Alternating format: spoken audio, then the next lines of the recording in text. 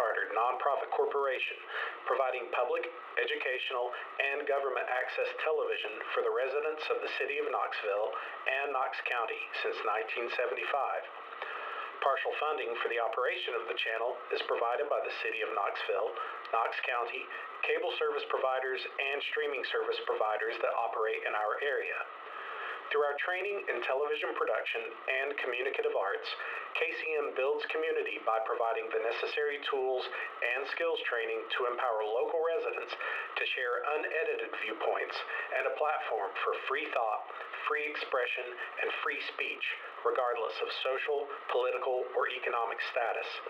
Additional information about KCM can be obtained by visiting our website at knoxcm.org or by calling 865-215-8848.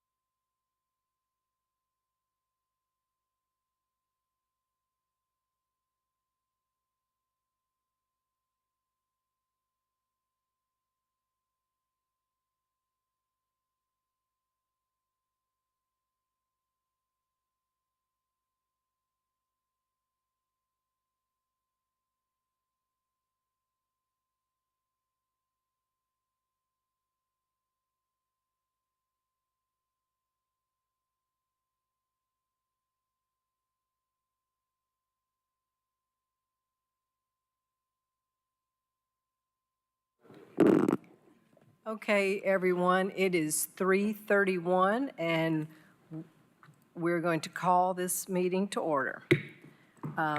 Mr. Johnson, will you call roll? Please. Councilwoman Fugit. Here. Councilwoman Helsley. Here. Dr. Lyons. Here. Councilwoman Parker.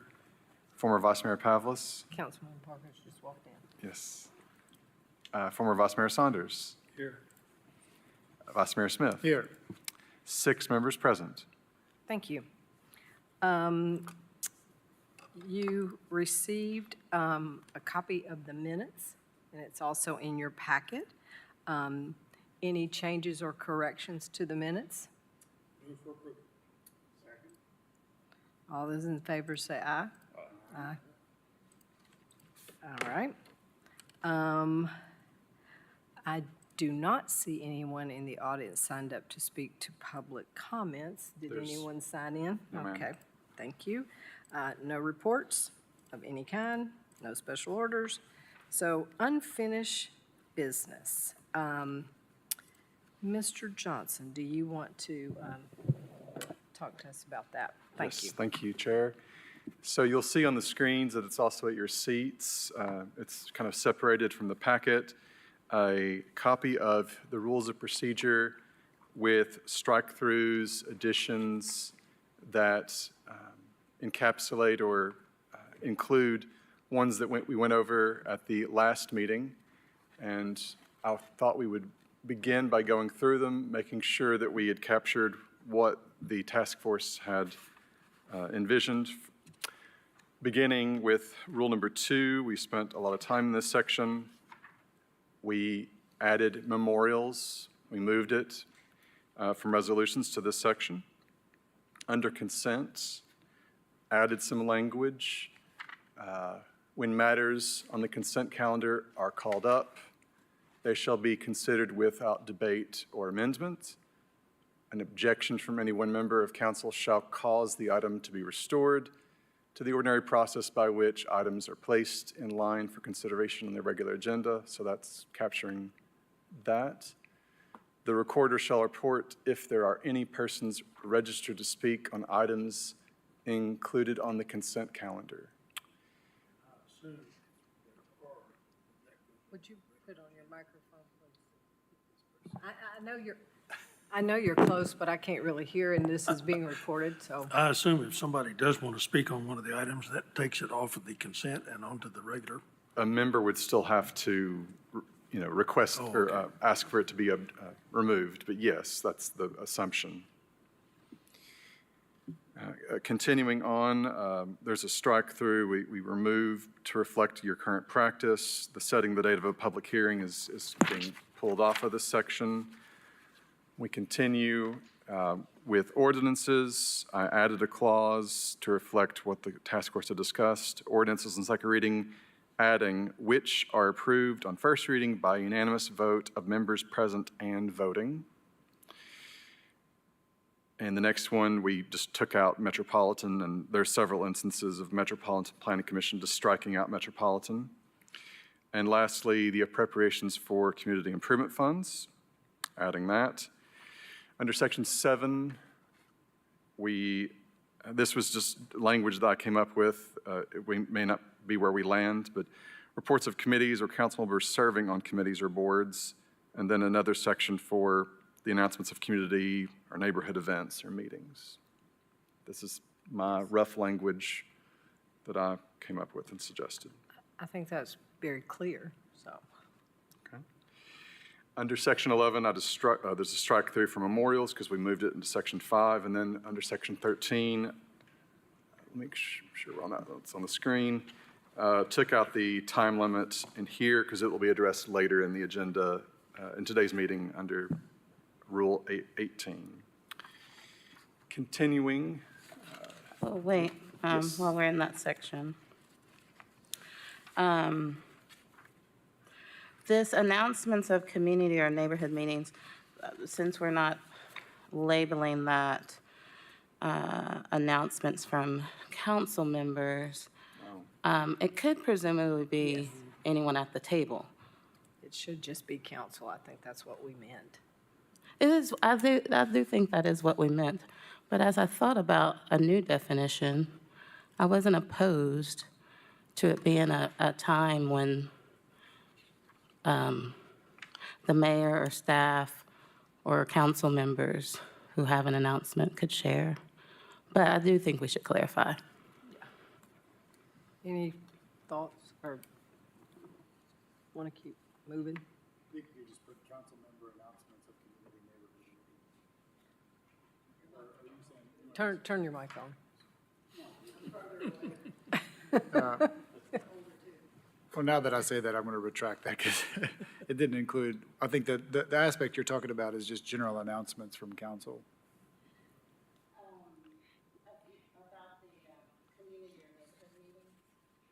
And initially, I did think, yeah, we needed to clarify and put council members, but then I thought, well, it could be a moment to invite announcements from, the Community staff. Empowerment Department, or, I didn't have a strong opinion, just wanted to say it could help to clarify. Even if the task force or council does want to keep it with council, it may need clarification that we're not talking about other people making announcements, members of council. Yeah. So, Anybody feel strongly? But does that include department announcements or just council members? Well, that's what Ms. Parker is talking about, because I think when we all we really were getting at was that one line in their reports was a hodgepodge of neighborhood meetings, or if you served on the CAT board, you might tell us what was going on with CAT. And I think the thought was to say, if you serve on a city board by your virtue of being on city council, you're representing city council on that board, it's good to report back what's going on. Sure, And that is separate from just saying, there's a party, a street fair going on in such and such a neighborhood. So could we change the 8 that says announcements of community? That could just be general council member announcements, Yes. okay?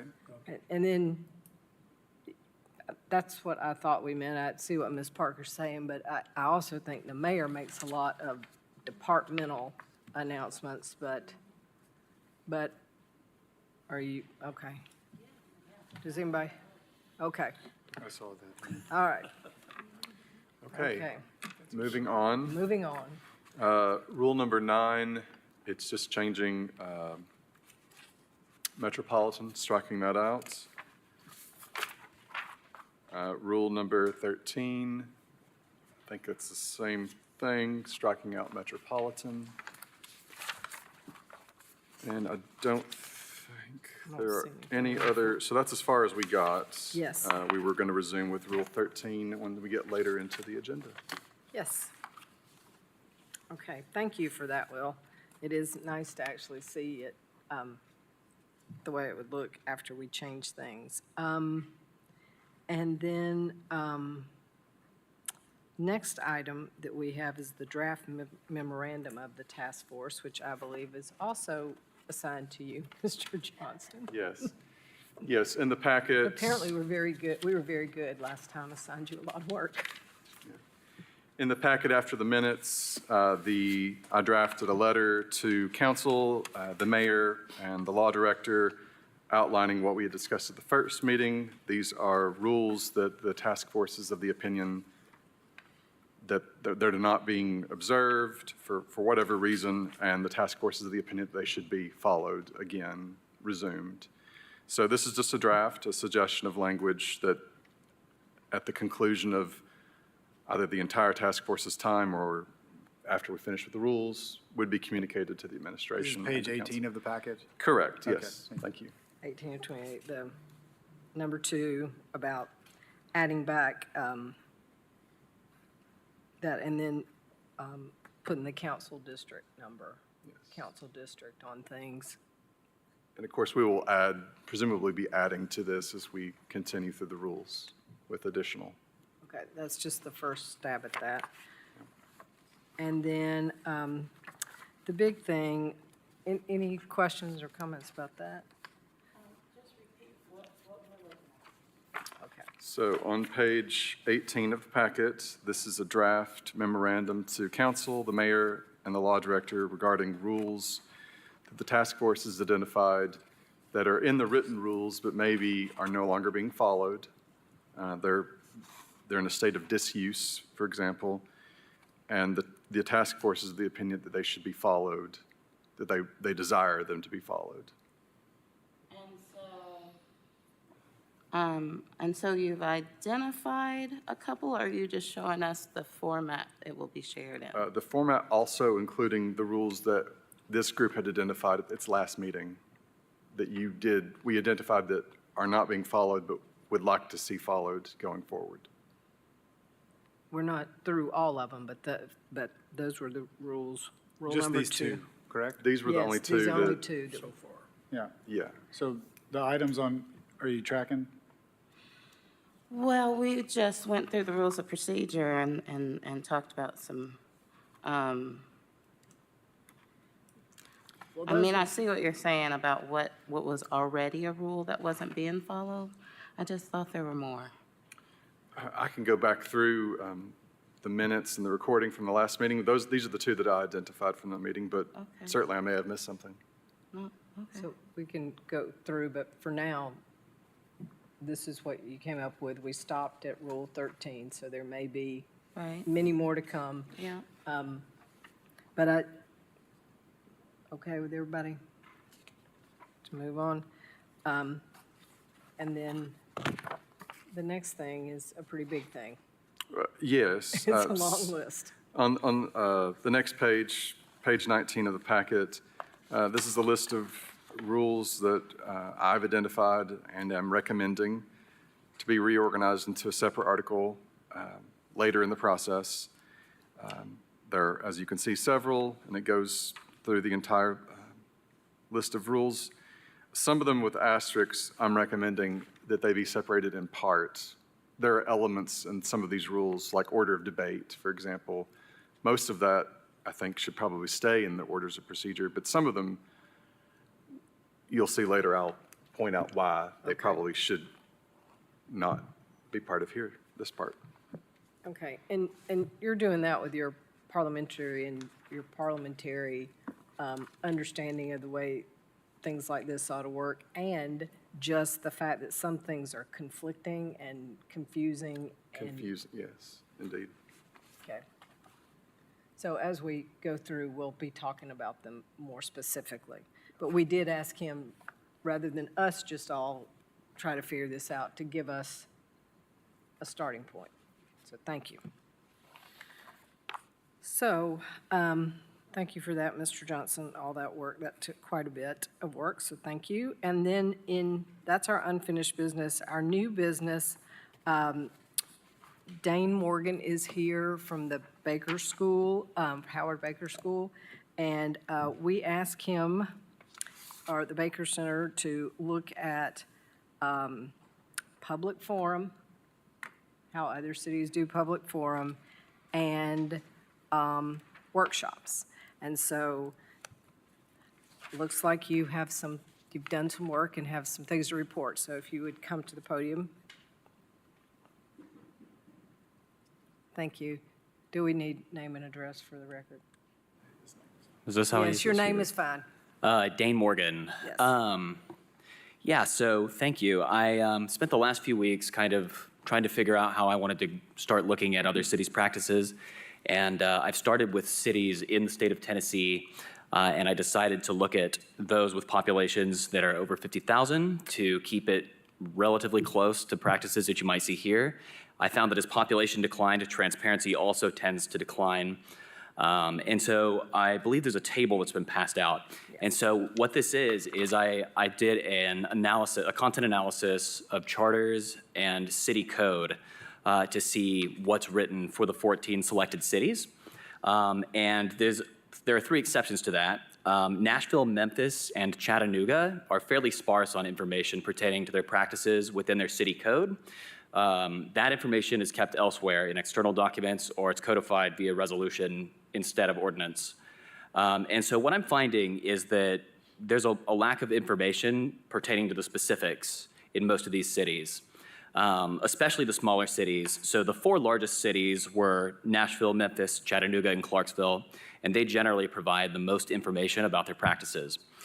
The other 10 essentially outline their order of business and provide very small details here and there. So for example, a city like Hendersonville does specify that their public comment period is before their agenda items, but they don't discuss their limits on that or the time limits for the most part. In contrast, cities like Nashville, Memphis, and Chattanooga have pages and pages dedicated to their practices, so they have provided significantly more detail.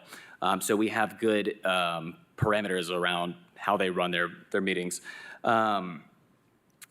There are also 2 different categories of rules that I want to kind of look at. So some of them have variants. Those are rules like limits on speaker time when speaking on individual agenda items. So from city to city, you might see a difference of that number's 3 minutes in Nashville, 5 minutes in Chattanooga. There are also other rules that are more idiosyncratic that aren't reflected in the table that might be interesting or useful to look at, but you don't find from city to city. So for example, in Chattanooga, there's actually a 30-day limit on the number of times that a citizen can participate. They're limited to 2 participations in a period of 30 days. Another sort of idiosyncratic rule might be, also in Chattanooga, zoning applicants would fall under speaking on agenda items. They're given 7 minutes, while most other items, speakers are given 5. So to kind of fix the sparse information, I put together a survey with help from MTAS, and I actually got the all clear from our director to send it this morning. So I want to send that back to MTAS, and it will ask for some of these more specific questions about speaker time limits on agenda items during the public comment period, where the public comment period is located in relation to the other order of business items, the overall duration of the public comment period, and whether or not items during the public comment period have to be germane to the agenda items. That seems to be something that varies, but is not always clarified. As far as workshops, this is another kind of instance where, yes? I'm sorry, I have a question. So when you're talking about the public comment section, that's basically what we do at the end of the meeting. Yes, that's And correct. so you're saying it's varied whether that has to be part in reference to the agenda that council either is about to go through or went through. We currently don't have any limitations. It's just anybody can speak to us about anything related to the city. I believe that that's the case, and I'd like to Okay. confirm that. Okay, thank My you. understanding, based on what I looked at for the city of Hendersonville, so if you'll notice, it's stated that they don't mention having speaker time limits on agenda items. I think that's because they don't allow speaking time on any agenda items, and then their public comment section just has to be germane to those items.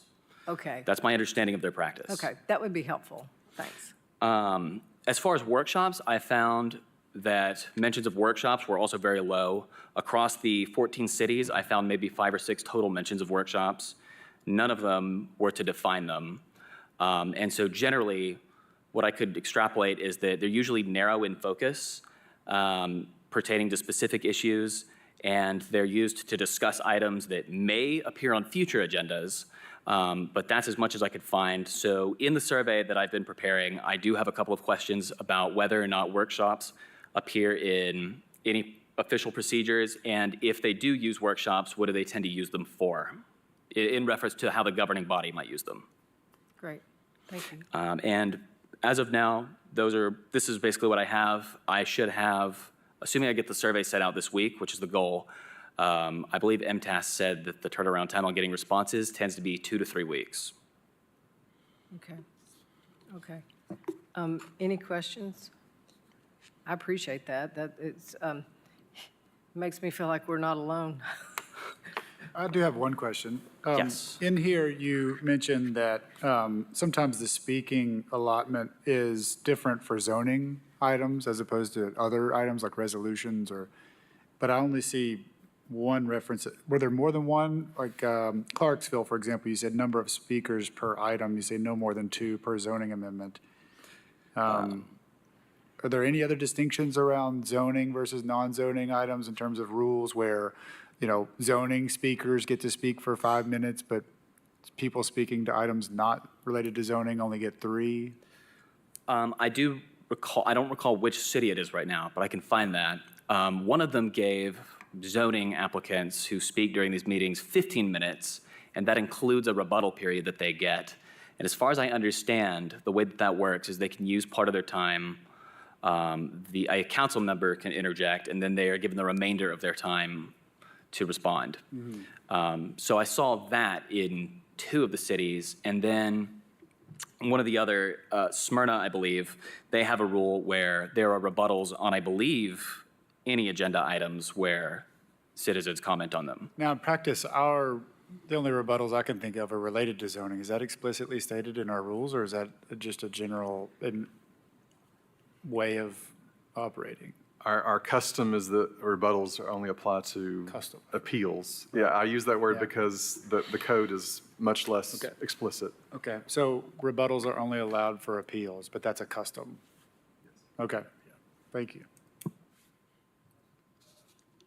Any other questions about this? Thank you, Dane. I Yeah. think you've identified. Turn on your mic. Yeah, you've identified a lot of the good variables to look at, and I think the survey will uncover a lot more systematically as well, so that'll be really helpful. Thank you. I appreciate you doing this. Thank you, of course, I'm happy to. I did have a question. Yes. Ms. Parker. I was curious, other than zoning, was there a broader category, and I haven't seen it, so I can't imagine that you've seen it, but I'll ask the question. I can imagine that anyone who's the subject of an ordinance or resolution coming before us, and that can be in a even in a celebratory way, like in a family that's a part of a memorial or something like that. But also, a neighborhood when it comes to the zoning issues, or an employee when it comes to some of the, salary and benefits. You haven't seen a more general application of allotting more time to speakers if they have some sort of connection to the issue in that way, other than it just being zoning? I couldn't tell you which city it was, but I do believe that there was one that offered higher time limits to either groups that were representing an organization, might have been the language, but I would have to find that, and I can find that if you would like me to. Interesting. Well, that'd be interesting. I'll be curious what you found. But I would be interested in exploring how, if we thought some sort of variation in the time limit could be useful in Knoxville, that we try to find one that has a broader application than just limiting it to zoning. Because I do think that there are other times when we want to give more time to an issue or to allow, an individual to speak, and it might not fit under that zoning topic, but one suggestion. Well, if you have some ideas of examples of what that would be, that would be helpful for us to talk about too. I know you said ordinance, but specific kind of pockets, like you talked about like if somebody's a memorial, or the zoning would probably be ordinance. A lot of that might be neighborhood kind of things. Yeah. So I haven't really thought about it, so nothing comes to mind right away, but that would be helpful if you can Happy to, yeah. give us some Yeah. ideas. And everybody think about that, because I guess right now, our custom would be a council member can ask for more time for the speaker. That's always an option. Yeah. Yep. Yeah. Okay. Thank you. Any other questions? Thank you very much. All right, thank you. And thank you for coming during spring break. Of course. Graduate students don't always get a lot of spring break time, though. So, thank you. All right. Any other comments about that, the workshops, the public comment forum? Okay, seeing no lights, we'll go on and start with rule number 13. So I'll begin with the notes or comments that were identified from members. Section, your Rule 13, sub 3, or sub C rather, there was a comment about considering whether adding staff recommendations in the ordinance summary in addition to the planning commission vote. And I think we talked about that at the previous meeting. We did. Did we decide? I mean, what do we think about that? Ms. Parker thinks we should do the staff recommendations. Absolutely, okay. I'm just, yeah, I need some head nodding or some yes or something, because I'm trying, well, you know, not anybody can just see this. I'm like, okay, I don't want to just be winging it up here going, I think they all agreed, so, okay, thank you. Help me here. You know, in the scouts, they say, they don't say, is everybody ready to move?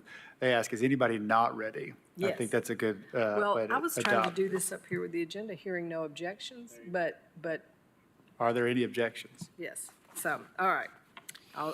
That's the phrase, people. Without objection, we're moving forward. Okay. Also in Rule 13, sub D, it is unclear to me, these are my comments, to be clear. It's unclear to me if these provisions are currently being complied with respect to the road construction, whether or not private or public funds are being used, or if they're being built to the standards of the city engineer. So that was just unclear. I'm not certain if that is happening or it is not happening. And maybe that requires investigation. I don't know. But these are public roads, are they not? Presumably, Yes. yeah. Then I suppose that public roads, they would build to the standards of our engineers. Yeah, my question would be, why is this in here? Yeah. Because is that just something left from the day when people, it could be when developers built roads. Like if you did a subdivision, I mean, I'm just saying back then, Well, they still do that. I think. I know, but now I don't know that you can get a permit to do all that stuff without that. I'm just wondering. So maybe this is a question if we Doesn't can. the, oftentimes, like on, say, South Waterfront, when the part of it is the private developers, it's not just roads, maybe Right, it'd be parking the lot. river walk or Right. something conveying that I think that this could apply Yes. there, to have that.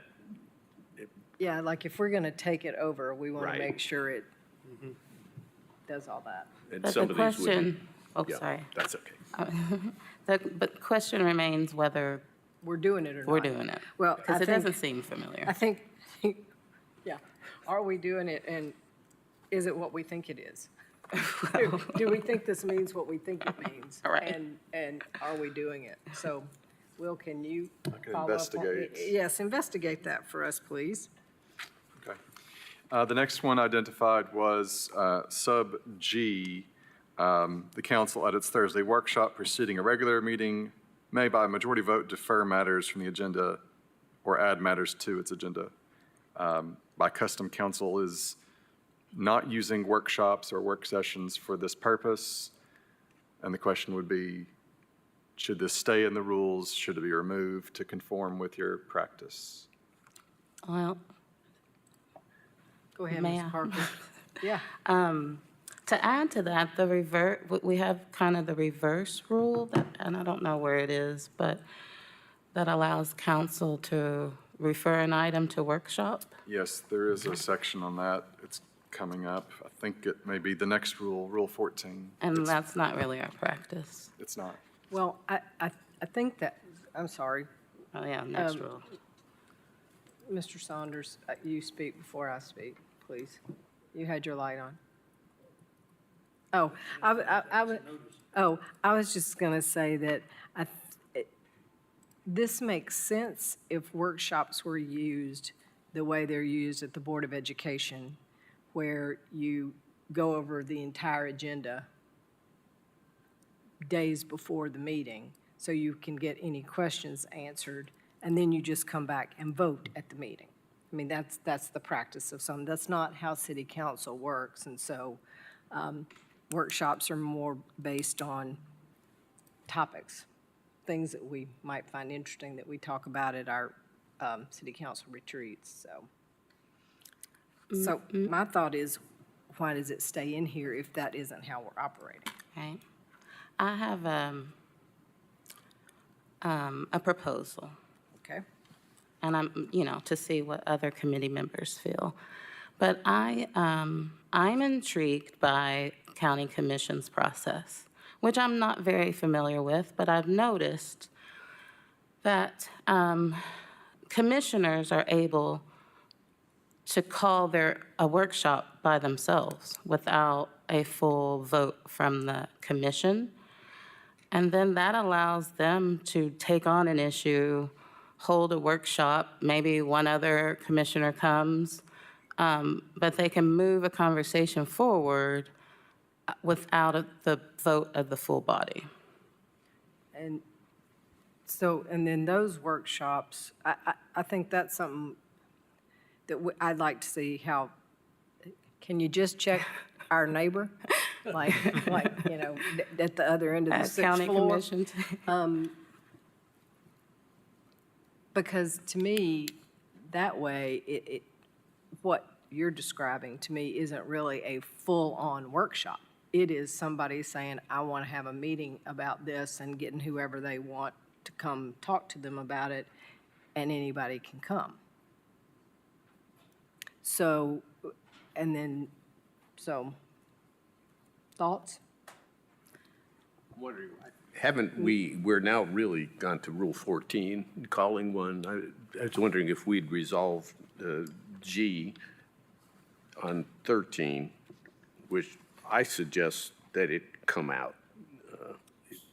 Did G just come out? Right, because We're not doing it. They're not doing it. It's not speaking to the way workshops are used. And I'm personally a little uneasy with having something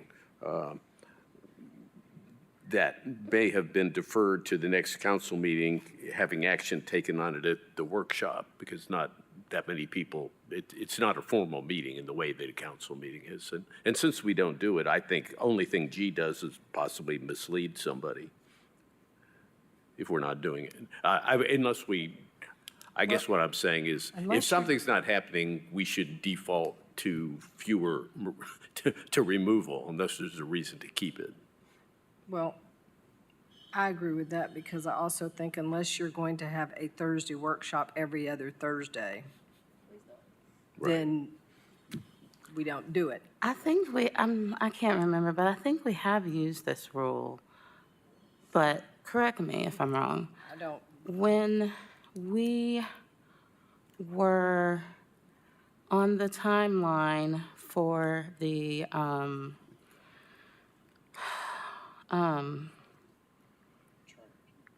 not the charter, well, it was pre-charter, once the state law was passed impacting Knoxville elections.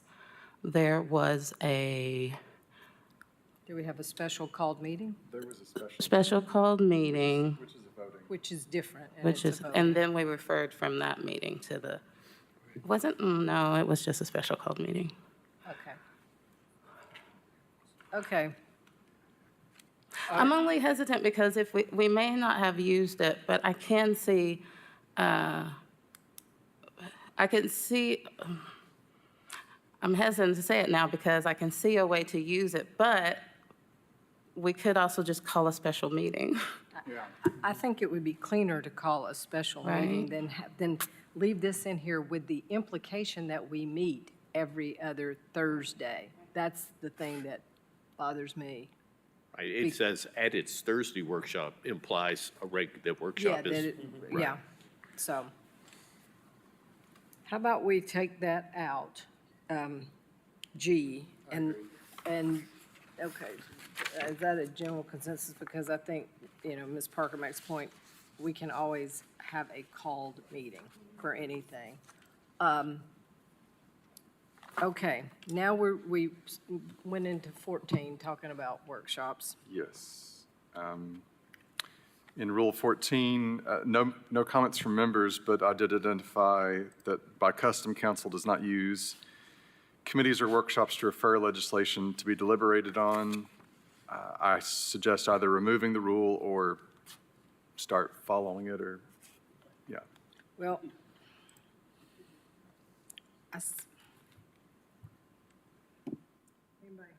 anybody have an opinion before I? Sorry, Will, which item are you? Sorry, this is Rule 14, Sub A. A, okay. Yeah. Proposed ordinance or resolutions may be referred to the appropriate committee or committee of the whole by the mayor or the council after the first reading.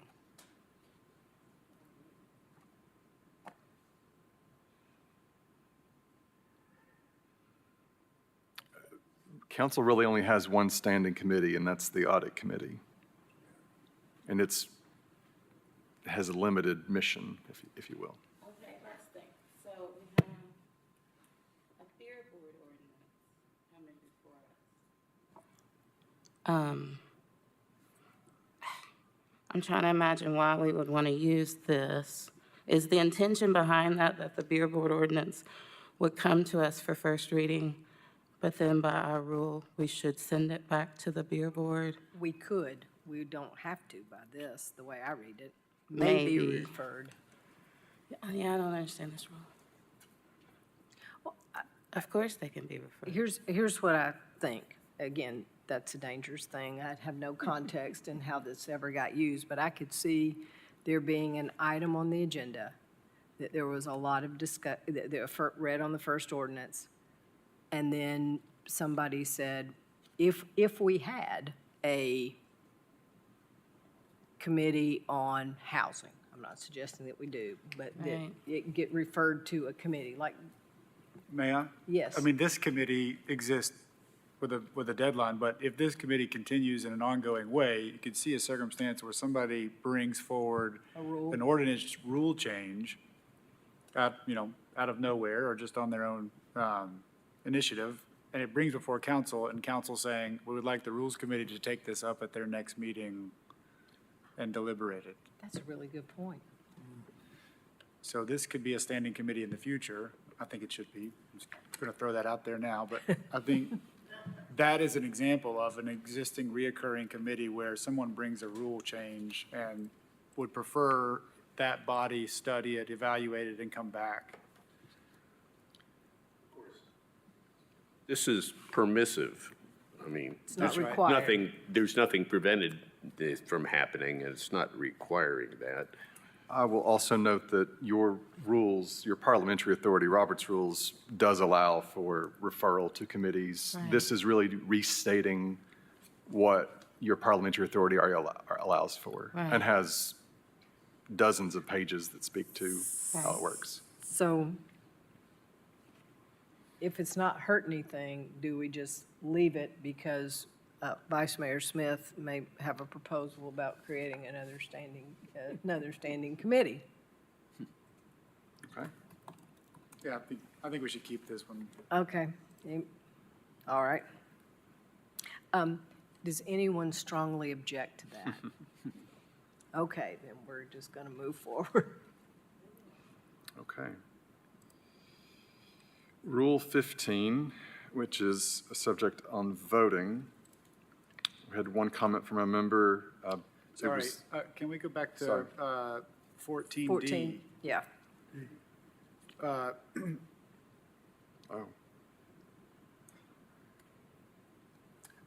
This is if a council member requests a matter be deferred to a workshop, the council member must attend the workshop, and once the matter has been heard, it should be placed on the regular agenda regardless of whether the council member is requesting the work. This is a little foreign in general to how we operate. Yeah, this implies that it was when you had a workshop about something that you were going to be Right. voting on, an ordinance.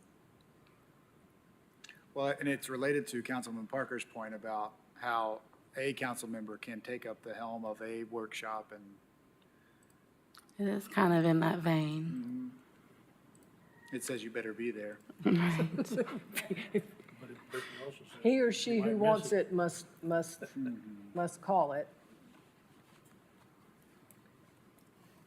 I mean, I think it's useful. To me, it would be even better to provide more clarity to say the person who requested shall chair it or something like that, you know? But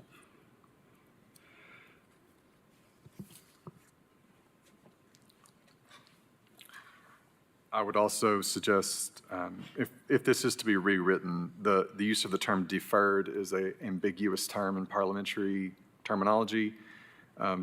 Referred is a better term. oh, Deferred can cause confusion as to what you mean. yeah. That didn't even make any sense to me, actually. Oh, yeah, no, I get it. So I get- we can always pick something back up at the next meeting and talk about it again if I may be referring this for further discussion at our next meeting, if there's still some, I'm not I think that's a hearing- good idea. Can I just ask one qualifying question? Yes. Is this the only remaining rule that suggests an item can be referred to a workshop? That there's authority to do so? Because to Councilman Parker's point, we don't really, you can't do that right now. It may be, but I'm not going to swear to that. Okay. All right.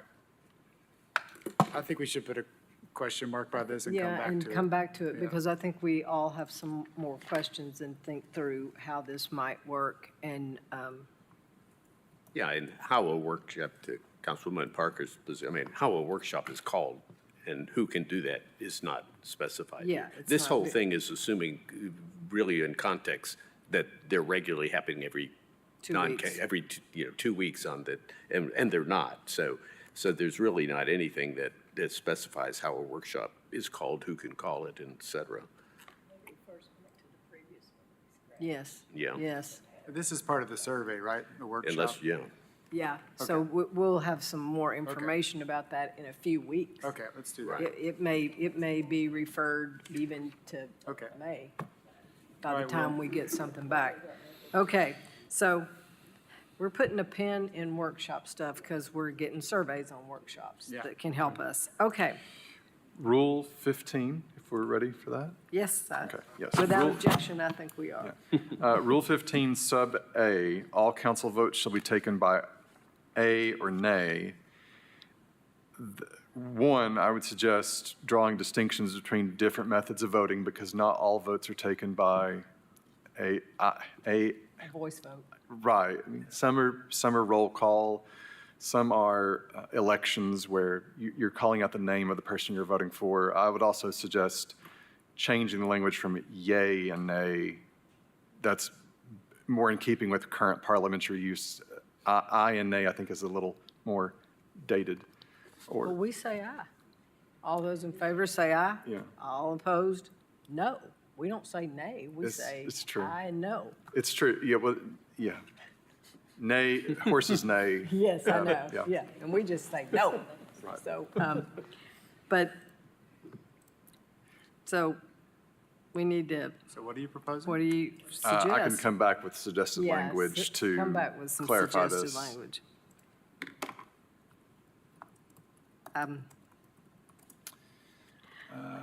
Sub B, upon the consideration of any resolution or any proposed ordinances, upon any reading, the chair shall call for roll call upon the request therefore by the members of the council.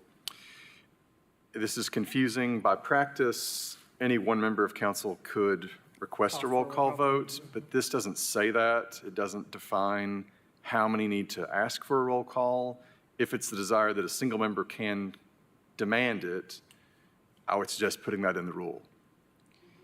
That's how we function. It is how you function. On this body. On another body I've been on, it wasn't one person.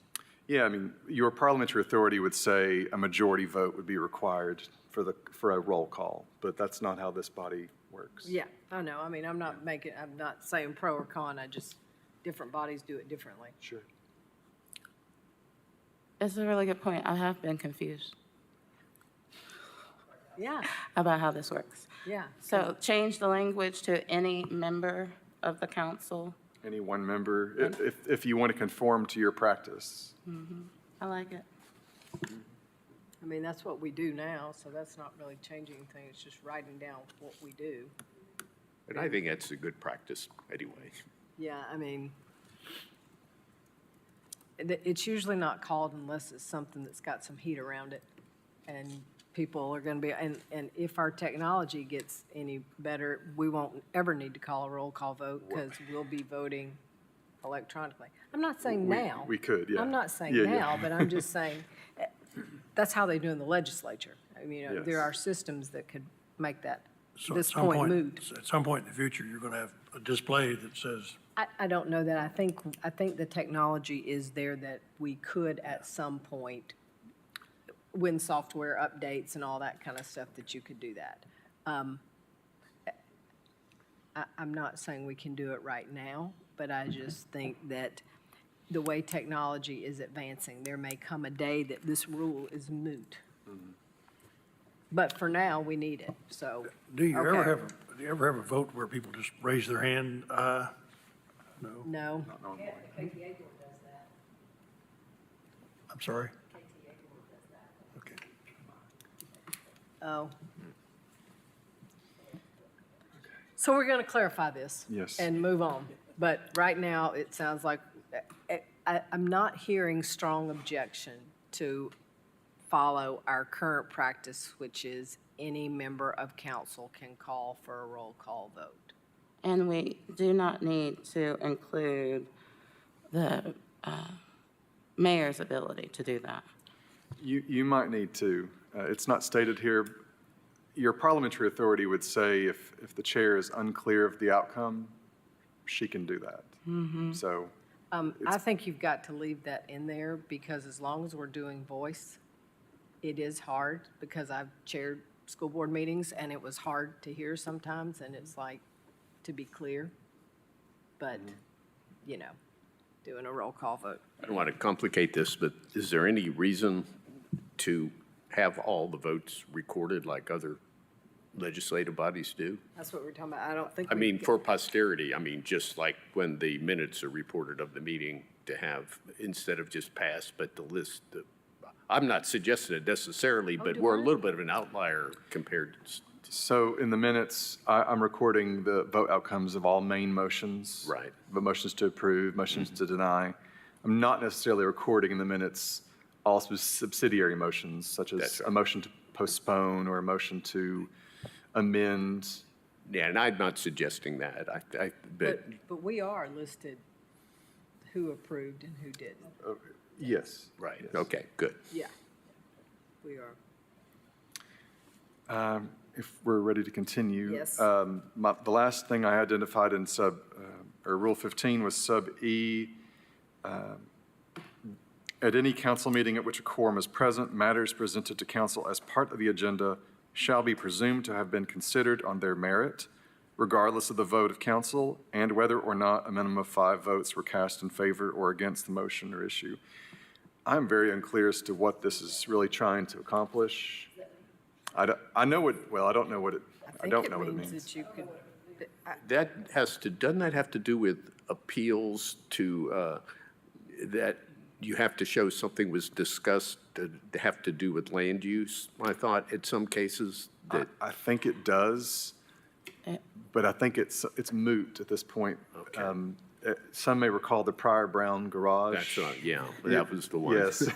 So that came back to council because the court said Well, yeah, that's The one exactly what it does- was. Yeah, that's what that was. Council decided not to take up the motion, the appeal.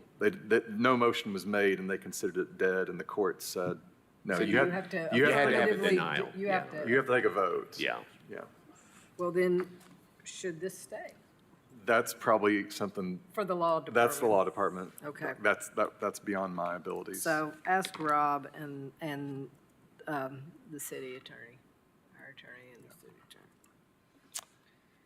attorney. Okay, Rule 16. yeah, There were no- certification of funds. Yeah. Again, this is unclear to me that this is being included on agenda items. Contracts would be a good example. It's not included. It isn't to my knowledge. I'm just trying to think of what type of availability of funds this is asking for, whether it's general funds or reserve, or trying to think of what that language would look like. I read this as, just tell us where you're taking it from. Like, is it reserve funds or is it already in the general fund? Yeah. Yeah. I mean, that's the way I interpret that, is like, what pot are you taking it from? You know, grant funds and a match from this budget line item. I think that's the way I read it, but that doesn't mean that's what it means. And Yes, Tom, Ms. Parker? yeah, no, I agree that, I don't know, that may not be what it means. But we do get that fiscal note, and it does tell us whether, Yeah. you know, there are private funds Right, being yeah. used to make up what's needed. Yeah. So it may be in there. Doesn't Boyce tell us where the money's coming from if he's pulling from another fund? Yeah, He usually tells does, that. and if you do, that's why we have those budget amendments and all that kind of stuff to clean up and move money, but, So I may be mistaken on this one. so it may be worth asking for some clarification. Yeah, I imagine Boyce would say, We do it, we do it, and that's where it is. yeah. It might not be verbal, but I think it's in our packet. Yeah, I think it's in the packet, but let's double check. Okay. So- And with that, I think we're into Rule 18, which Order of debate. I doubt we'll get beyond today. Yeah, is this a good stopping point, or do we want to start Rule 18? You want to go 15 more minutes and talk about Rule 18? I'm just asking y'all's pleasure. Sure. The rest, there are only 4 of us that have a 5 o'clock meeting, so if we're willing to stay 15 more minutes or so, let's keep going. In between, but yeah, Yeah, let's do it. yeah. Okay, So these are member comments, and these run the gamut, lots of issues in Rule 18. Reconsider the maximum time for each speech. This is members' speech, not the public. 5 minutes is insufficient. That was a comment we received. There was a comment from a member, reconsider the custom of allowing unlimited number of speeches on the same question by a member. At the moment, it is the practice, yes. You can be recognized an unlimited number of times. What is the rule? Well, so the practice is unlimited. Your parliamentary authority would say no more than 2 times 2 times per item. per question, which is a distinction. So you would have a main motion to approve an ordinance, for example, and you could speak twice to it. And then, let's say there was a motion to amend. You could speak twice to the motion to amend. And then there may be another motion to postpone. You can speak twice to the motion to postpone. It's per member, per question. which in our language means per motion. Sure. You know, Yeah, that's sorry, how we need to think about it. I mean, you're doing the Yeah. right parliament, but I'm just saying, you know, real world is we can speak twice to any motion, is what parliamentary procedure says. Correct. Your practice is unlimited. And so And I, w- that's the practice, though, is it not? But I would s- Unlimited? Well, I mean, at the indult, or not, as long as council's willing to let that continue, of course. well, I think for me, we need to clarify this some, because this, to me, is an example where we say we follow Robert's rules, but in practice, we don't. So are we going, so, I mean, that's a conversation we've had a lot about some of these is, and if you're not going to go by standard Robert's rules, then my understanding is then we should clarify what we are doing that is different from Robert's rules. Yes. So I think this is another thing we need to think about. And I would be interested to know, your list of work is getting longer. If the Baker, excuse me, if the Baker Center would consider, I'm not putting you on the spot, if the Baker Center would consider asking MTAS or doing some research on, I'd be interested to see how many large metropolitan cities do Robert's rules, or do they have unlimited discussion? I'm just curious. Would you turn on your mic, please? I'm sorry. I think we could put that in the questionnaire, or we could pursue that. Do they stick, what the question would be, do you go by purely, basically by Robert's rules, or do you allow, or have exceptions? Do you have a rule? Do you have a rule that overrides Robert's rules? Because I think that's what we're talking about. Because what we've said is some things we do by practice, and we're changing our rules to make sure it reflects what we do by practice. Okay. But what we're talking about, do the cities strictly follow Robert's rules, or do they allow council to have their own rules that override that? Yeah, do they have Right. a rule about how often a council member can speak to any one motion, is what it really gets down to. Right. Okay, well, I'll talk to Dane. We'll have, MTAS is going to do the survey, and Okay, that will all right. see whether that works or not. Oh, Ms. Parker? Just a quick thought. I think it's important to do the research and see what practices are, from other cities. But I do also think it's important for us as a body to just sit with what we're hoping to achieve. And, when you look at cases around First Amendment issues, it's always a question of, what's your governmental interest here in limiting speech? And if, even if we find that we are in alignment with other cities, if we put certain limitations in place, but we don't necessarily have a need to, I would want us to question it and just take pause. Oh, I'm not saying we go by what other people say. I just Yeah. kind of like to know what other people are doing. I also think we always have the right to call the question if we feel like a discussion an is option. being on and on and on. So I also think, is that somewhere in here? Previous question? Yes. Previous question is in your parliamentary authority. It's not mentioned, Okay. it's not mentioned in these rules. Okay, all right. Okay, Comments continue on the subject of the debate of members. This is not get to comments from the public, but reconsider the custom of members' time being consumed in the asking of questions of staff. This is, the comment I got from a member was that this is a disservice and it's problematic. So council members commonly ask questions of, members of staff, directors, chiefs, and their time is being consumed. yes, and we tell them to hurry up. We tell staff to hurry up. But how does that work in other legislative bodies? There's not a pause while someone's answering a question.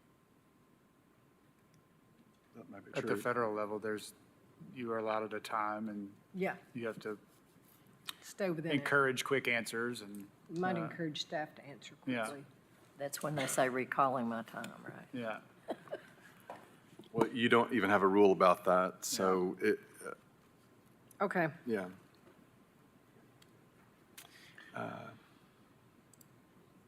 I don't feel like it's, yeah, sometimes it consumes more time than you prefer, but I think it's a rare circumstance. I do think it can be an issue, and but I didn't say anything initially because I don't have a recommendation on ways to improve it or change it. But another side to that, and another reason why I found it frustrating is because there's no time limit on the mayor's staff. So if they take up my time, but then they're allowed to go on for another 15 minutes, it's like, ugh. But you can reclaim your time from them, right? If you can I can tell them to be quiet, That's which right. then ends up feeling rude and it's contentious. But you and have that authority. I do, Yeah. but I'm trying to create some rules that don't create these contentious moments. I would suggest putting that in a rule, actually, if that's the intent, that you could reclaim the time. There's nothing in your rules that says you can reclaim your time. Right, it does just keep going down. Yeah. That might be a way to resolve it. Especially if you were asking a question of another member, Yeah, they could filibuster your time. right, But if you want to put that in the rule that you can reclaim it, yeah. I would suggest stating that. I don't know about this because you can call for order, a point of order. You can reclaim your time. It is a council member's time at any given point. You can, unless I'm wrong. I would suggest just putting that in a rule that says you could do that. There's nothing saying you can. But if That's just if not- it's a Roberts rule that you can do that, That's actually a practice that Roberts actually talks about that Congress uses, but it's not something that other bodies others use. bodies use unless they explicitly state it. I mean, but if you ask a director a question, if once they answer that question, if they feel the need to tell you about their day, you can say thank you and move on and be polite while you're doing it. I mean, you don't have to be rude with it, I don't think. Well, logistically, Mr. Johnson, It would be challenging. it would be a challenge, I imagine. To take back your time. Well, to give you more time? Is that what you're saying? Well, just to be able to monitor how, when the person starts speaking, so you know what time to reclaim for them, for the timekeeping. Yes, that would be very, Could be. Mr. As I Saunders. recall, this has never really been an issue. We used to let, and Nick can opine on this, but we let members talk. Now, sometimes I think it's excessive, and perhaps others do as well. We had one member on the council I was on that would walk out. Anyhow, so what do you do? Well,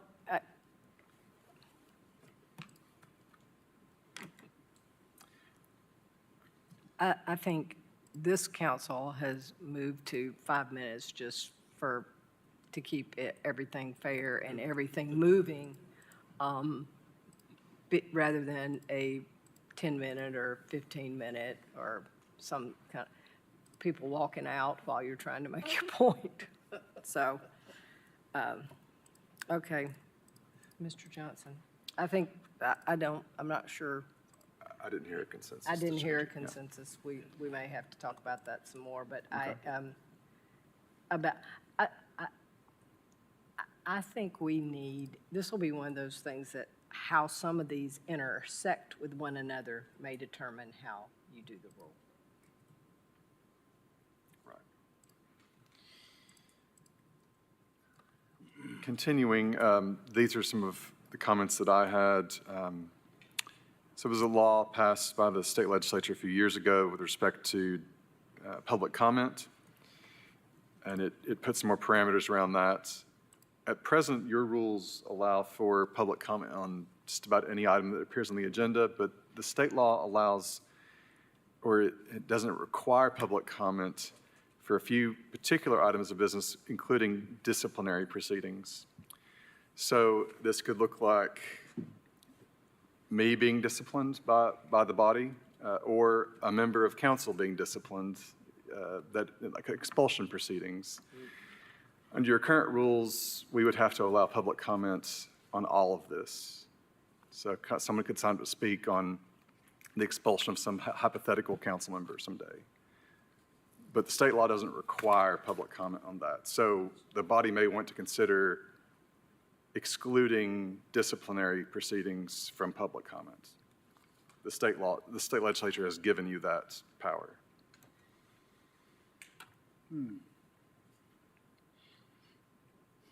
I It's a pretty see, significant move. but would I see imagine. pros and cons for that. Yeah. And you could limit it to discipline of your staff and/or members of the body. Yeah. I'll be honest with you, I'm not at all prepared to decide about that one today. I think we're going to have to sit with this some more. This order of debate, I think this, I'm sorry, I opened this can of worms. This is actually going to be a lot more to talk about. May I suggest that between now and our next meeting, we all really look at 18 a lot, and that this is where we start at our next meeting, because I think this will be a much richer discussion. I don't want to rush this. This is pretty meaty. And then, just so I can accomplish something, Rule 19, anybody got a problem with it? Yes. Okay, I'm go afraid. ahead. Yeah, just move it. That's it. Move. It doesn't need to be touched on, in my opinion. And why? I'm sorry? Why does it need to be recruited? I mean, It needs- somebody has to turn something in, but who does Right. it go to? And you're saying we don't need to require 15 days? Well, going back, this was one of the items that I identified that we want to reorganize, perhaps. Okay, good. Yes. All right, that's fine. I'm Yes. just like, I think as a former financial professional, I really do care that people turn in receipts. Yes, Okay, so we're going to remove this one. yes. Okay, well, in the last 5 minutes I have, I would like to move us to the next agenda item, which is our April meeting, which was to be on April 15th. And I would, if we kept this same cadence, but in light of some of the discussion we've had today about Rule 18 and how long that may be quite a bit of discussion, how would people feel about moving our April meeting to 2 weeks from now till April 1st? Council is not meeting on April 15th. We're not meeting again till the 29th, but I would like to keep us moving. Instead of tax day, April Fool's Day. Yes, April Fool's Day. I'm okay with it. Or it can, for those of us on council, we already have council meeting that day. It's just 2 weeks from now, and we can spend some more time starting on 18 at our next meeting. May have that be the only item of business. Yes, I think it may be our only. We'll see what we can get to, but that's for sure. Would it delay us too much to move it to the April 29th meeting? Well, Possibly. And the only reason I ask is because as we began this discussion, I agree that we need to spend some time with this. And I'm just not sure if I'll be able to spend as much time as I would like over the next 2 weeks. okay, can we just have a meeting on April 1st and do what we do? Maybe we don't start with maybe we don't start at 18? Yeah, Or no, see if what there's we a can strong do. preference for the I first, mean, then I can definitely go with the if- first. If we could meet April 1st and let's see Yeah, I how like far we that. get. If you want to do some other items instead of 18, it's just, Yeah. April 29th is a month and Yeah, 10 days away. at least maybe we could get through some other stuff if we're not really prepared to deal with 18. That might wait till the May meeting or something. or the end of Okay, that works with me. Okay. All right. So without objection, it sounds like we can meet April 1st. So we will not meet on, we will schedule our next meeting for April 1st. We will continue through the rules and maybe revisit some of the things that we already talked about that we wanted to think about, and we'll see how we do with 18. We'll see if we get to 18. All right? Yes, sir. What are we doing with the regular scheduled? We're not Well, meeting on just- April 15th. We're So just not. April 1st will be the only meeting in April. Okay.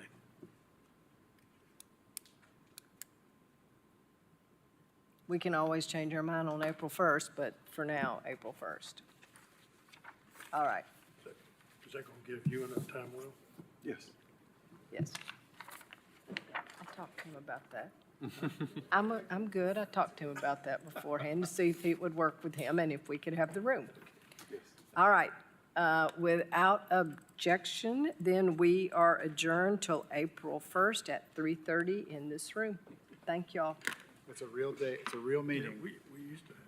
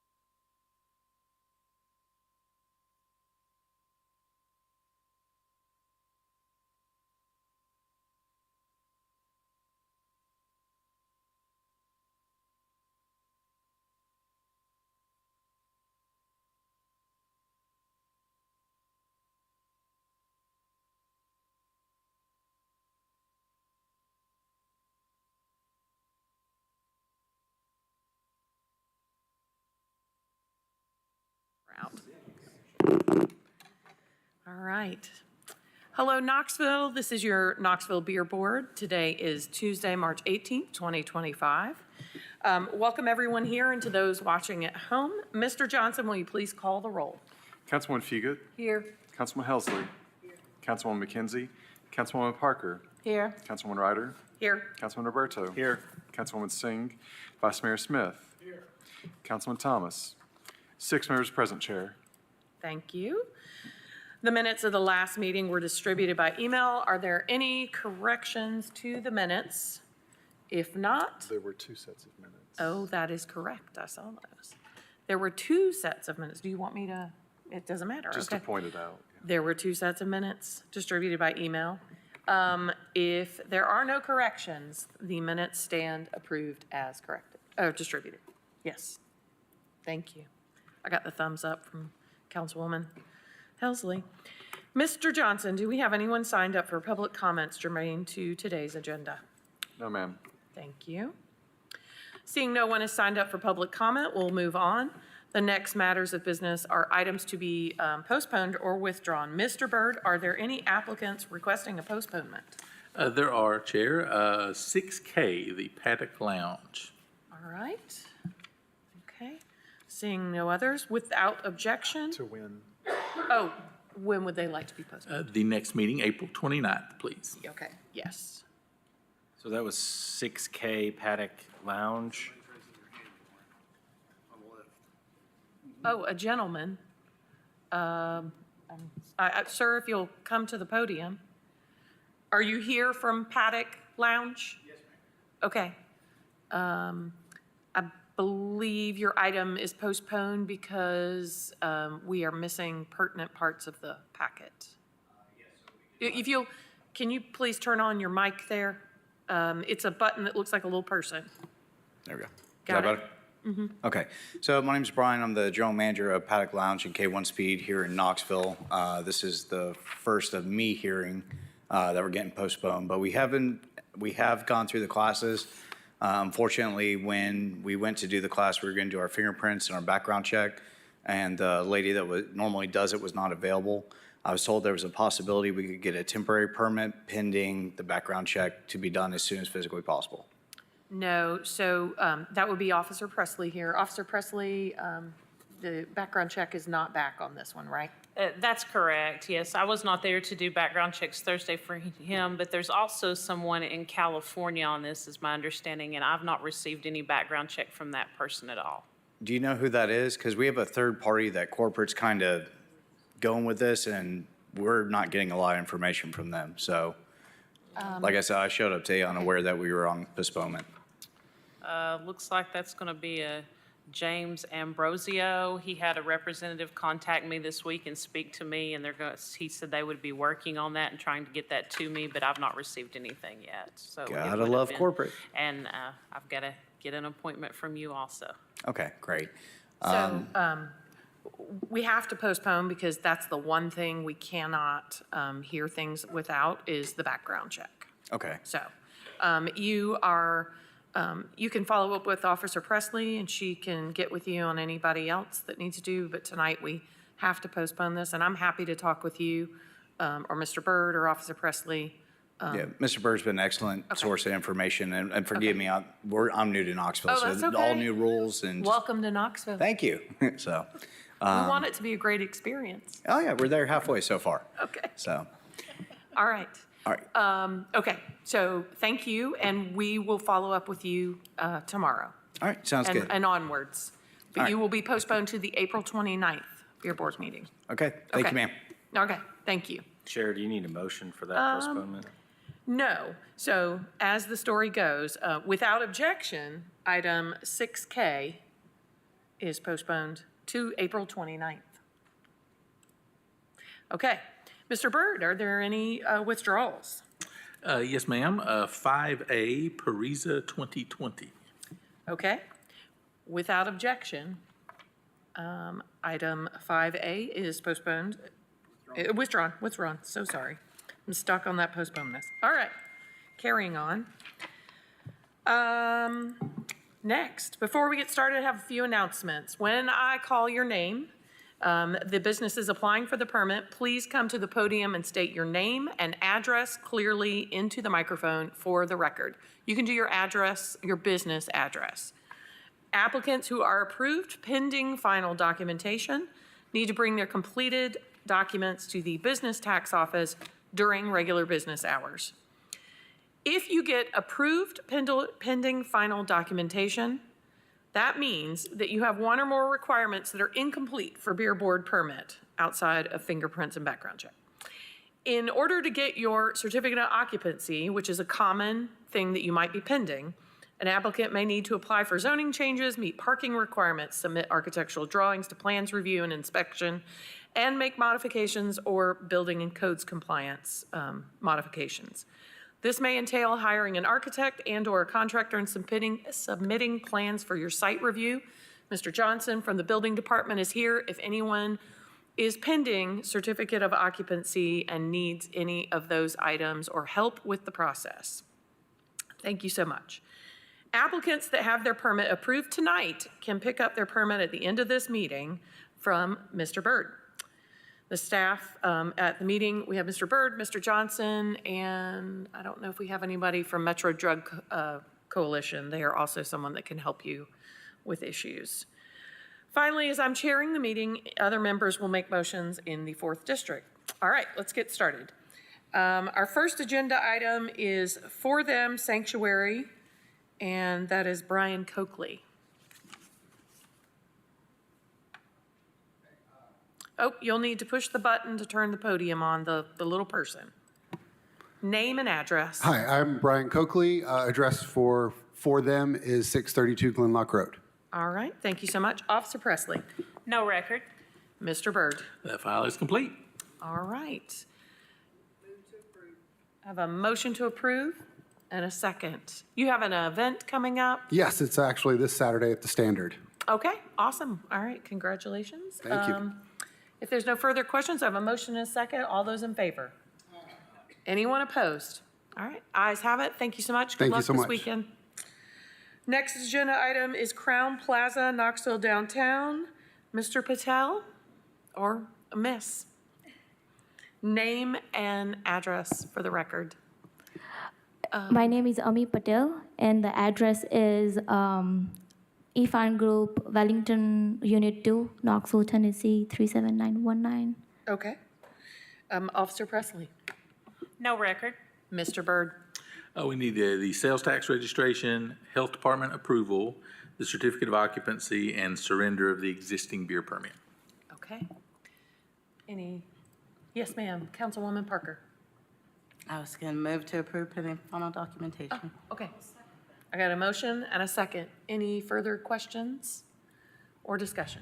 Did you have any? No, okay. Your light is on, so sorry. All right, all those in favor? Anyone opposed? Ayes have it. Thank you so much. Thank you. Okay. Next is Dogwood Arts Festival.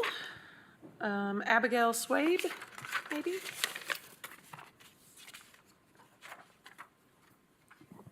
Hi, my name is Abigail Swabe. The address is 123 West Jackson Avenue. Thank you. Officer Presley. No record. Mr. Byrd. That file is complete. All right. I have a motion and a second. All those in favor? Anyone opposed? All right. Ms. Swabe, that was for your, you have 3 events. That's for the chalk walk, right? Yes. Okay. Next, 6D is Dogwood Arts Festival. Abigail Swabe. Name and address for the record. Okay. Abigail Swabe, 123 West Jackson Avenue. Okay. Thank you so much. Officer Presley. No record. Mr. Byrd. That file is also complete. All right. I got a motion and a second in some order. Any further questions? All those in favor? Anyone opposed? All right. And our third one here, Dogwood Arts Festival, Abigail Swabe. Yep. Abigail Swabe, 123 West Jackson Avenue. Okay. Officer Presley. No record. Mr. Byrd. Complete once again. Okay. I got a motion and a second. Ms. Swabe, well, let's go ahead and vote. All those in favor? Anyone opposed? Okay. Ms. Swabe, what are your dates for Chalk Walk? Chalk Walk is April 5th. Okay. And downtown Market Square, right? All day Yes. long? Yes. Okay. And then you've got Southern Skies. Our next event is Dogwood Arts Festival. It's the last weekend in April, the 25th through the 27th. It's at World's Fair Park. And then the third event is Southern Skies Music Festival, May 10th at World's Fair Park. Okay, all right. Well, good luck with those events, and thank you so much. Thank you. Okay, next is 6F Fountain City Social. Jason Seelhorst or Tessa Seelhorst? Thank you. Name and address for the record. Tessa Seelhorst, 4842 Harvest Mill Way. Thank you so much. Officer Presley. No record. Mr. Byrd. We need the certificate of occupancy and surrender of the existing beer permit. All right. Okay, I have a motion and a second. Any further discussion? Okay. All those in favor? Anyone opposed? Thank you so much. Ayes have it. Thank you. Next is 6G, the Hazen Historical Museum Foundation. Joshua Loomis, maybe?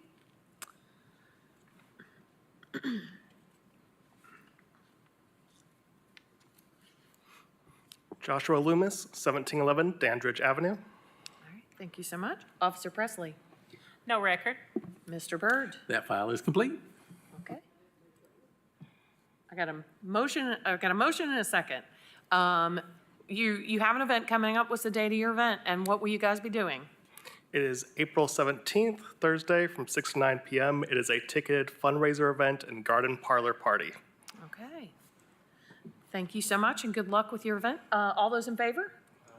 Anyone opposed? Okay, now good luck with your event. Thank you, ma'am. You may go forward. So sorry. Next is 6H KGP Mart. We have Mitashabi Patel from KGB Mart. If you'll come to the podium.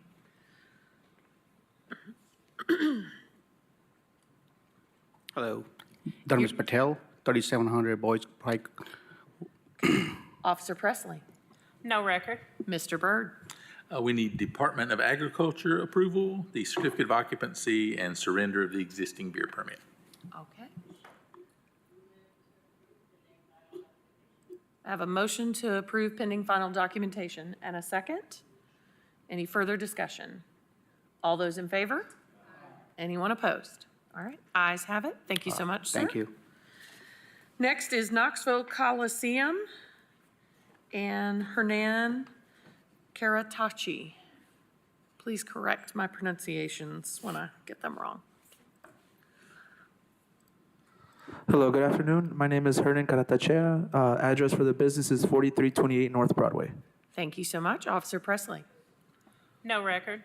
Mr. Byrd. We need the Health Department approval and certificate of occupancy. Okay.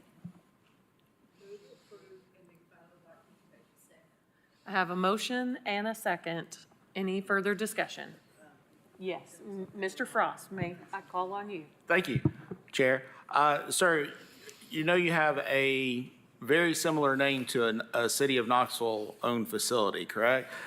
Yes, that was brought to my attention 2 weeks ago, actually. Knoxville Civic Auditorium, I believe. Knoxville Civic Coliseum, yeah. Civic Auditorium and Coliseum. Okay, I just wanting to make sure you realize that. Yeah, we're going through with the paperwork. That is definitely a change that we intend to do as soon as everything gets approved and everything is good. Okay, thank you, sir. Thank you, thank you. So you are officially changing your name? That's not a decision that we have made yet. We were not aware that there was another Knoxville Coliseum. If we knew, we would have definitely named it something else. I do apologize. Okay, all right. Chair, would they have to, Councilman, Vice Mayor Smith. thank you, would they have to reapply with a new name? No, okay. Thanks. All right, any further questions? I have a motion, I have a second. All those in favor? Anyone opposed? All right, thank you. Good luck, Thank you. sir. Okay, Knoxville Track and Field Club, Jessica Mead. Hi, I'm Jessica Mead. It's P.O. Box 52266. Okay, thank you so much. Officer Presley? No record. Mr. Byrd? That file is complete. All right. I have a move to approve, a second. Any further discussion? Ms. Mead, you guys have an event coming up? Yes. What is that and when is it? April 5th and 6th. Okay, and that's the marathon, right? Yes, Okay. yes. All right, well, we look forward to seeing everybody run through our neighborhoods again. Yes, yay. Thank you so much. Thank you. All those in favor? Anyone opposed? Okay, ayes have it, thank you. Next is 6L, St. Lucille's Kitchen. And Michelle Bowen or Eric New. My name is Michael Freedy. Address is 8 Emery Place, Knoxville. Hi. Officer Presley. No record. Mr. Byrd. We just need the certificate of occupancy and surrender of the existing permit. I brought those with me. Do I surrender those tonight? Okay. Yes, you can see Mr. Byrd at the end of the meeting. Okay. Yeah. I got a motion and a second. Any further discussion? Okay, all those in favor? Anyone opposed? All right, ayes have it. Thank you so much. Look forward to see what you guys do there, in addition to all the great shrimp on Friday nights at Last Days. 6M, Taco Madres Taqueria. Damna Sanchez.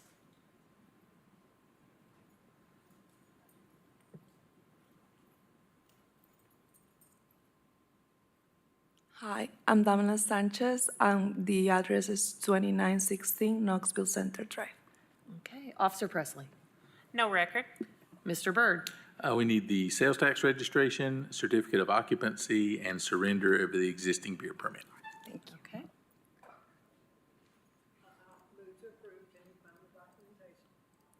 I got a motion and a second. Any further discussion? Okay. All those in favor? Anyone opposed? Ayes have it. Thank you so much. Okay, next agenda item is 7B. They picked up. Sorry, 7A has picked up. Is that correct, Mr. Byrd? Yes, ma'am. Okay, so we can move past 7A. Sorry, I read my writing is postponed. 7B, Professional Sports Catering LLC, Tyler Kennedy.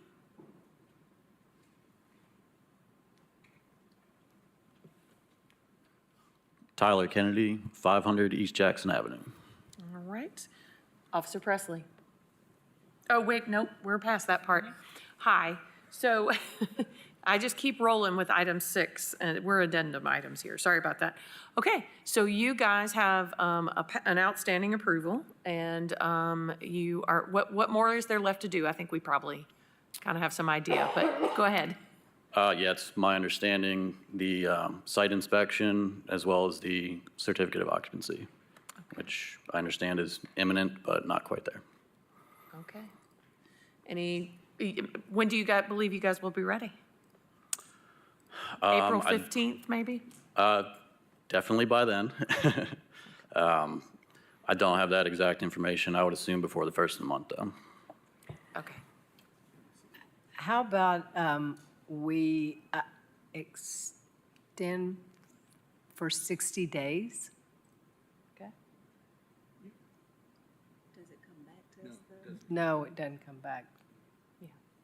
Have a motion to extend for 60 days. Anyone want to? Which means whenever they get all that, they can come in and get their documentation. If that's tomorrow, and they have a beer permit. But just in case. Anybody want to say? Oh, do you want a date instead of? Oh, we need a date. So that would be our May meeting, the May Beer Board meeting. May 27th, to be exact. What time? It will be at 5 p.m. in this very room. I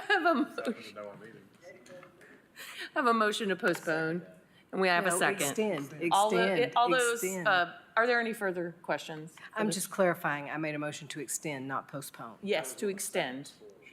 Should this also apply? Chair? Yes. Should this also apply to 7C? Yes, would anybody like, do we I need? would like to move that we consolidate items B and C and extend them both till the May 27th meeting at 5 PM in the main assembly room. Okay. We have a motion to combine the two items. All those in favor? Aye. Anyone opposed? Okay. And then we also have a motion to approve the extension. All those in favor? Anyone opposed? Did I do that okay? Okay, thank you so much. All right. Thank you, sir. We look forward to not seeing you back here, hopefully, and you'll Thank be you. done. All right. Our next agenda item is 8A, Henna's Inc., Harbs Market. And this is an administrative hearing. So, Good afternoon, I'm Mark Stevens. yes, it's been a while since Hi, we've done this one is of these, Dilam so- Patel, Sure. and my address is 3001 Burnside Street, Knoxville, Tennessee, 37921. Okay, thank you so much. What's that? Do me go over? Yes.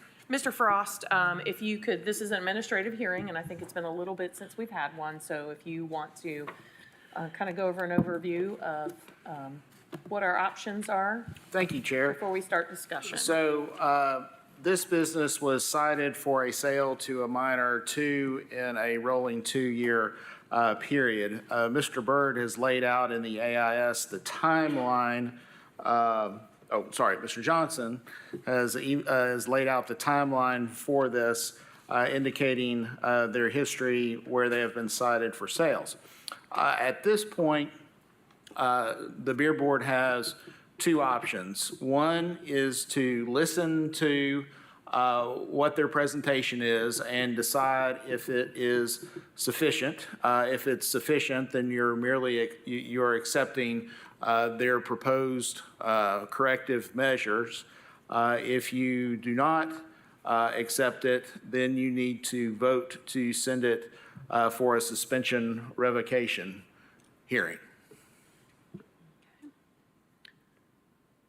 Councilwoman Fugit, do you have? Oh, no. No, okay. I'll let you guys go ahead and do a response. We have a sale to a minor on 6/28/24, and then the second within a year was February 21st, 2025. That's correct. Okay. Your Honor, these folks came to my office, Your Honor, I'm sorry.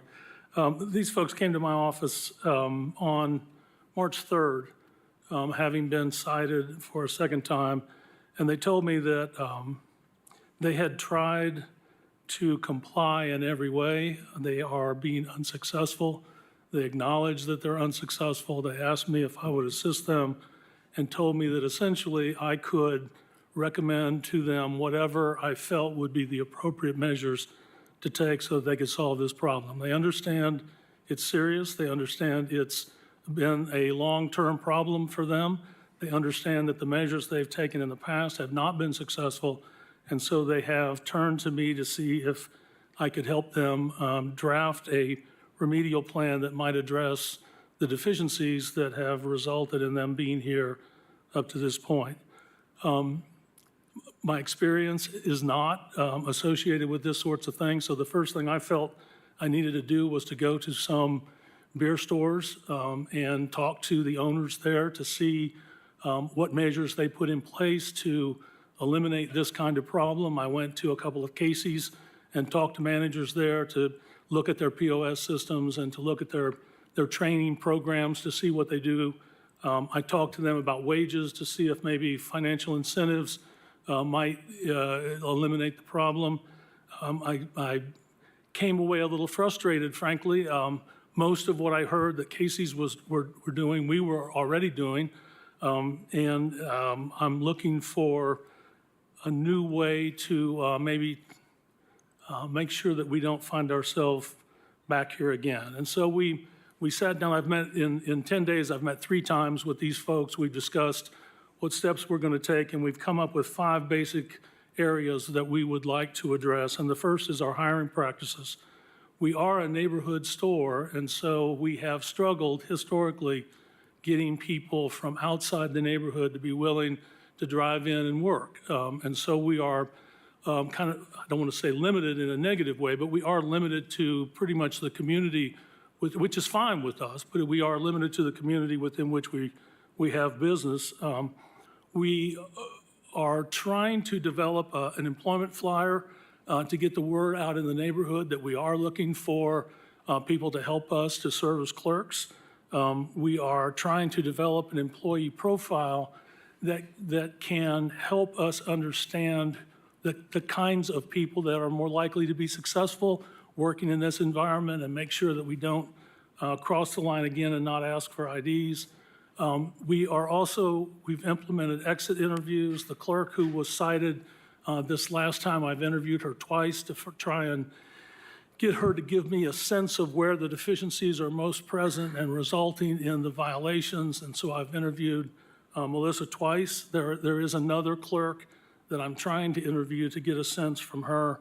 And then I mentioned financial incentives to see if possibly the hourly wage that we're paying is not sufficient to attract the kind of worker that we can hope would show the kind of responsibility that we need to avoid future problems.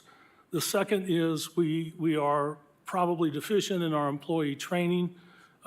We do meet with the employee, of course, and explain to her or him what is necessary, but that has not been successful. And so I thought that I would step in at this point and we would do a joint training, and a part of it could be that I make sure I understand or explain to the clerk what the ramifications are of selling to a minor, what the penalties are in Tennessee, what would happen to them if they were cited, in the hopes that maybe if they understand the ramifications to themselves, that maybe they'll will adjust.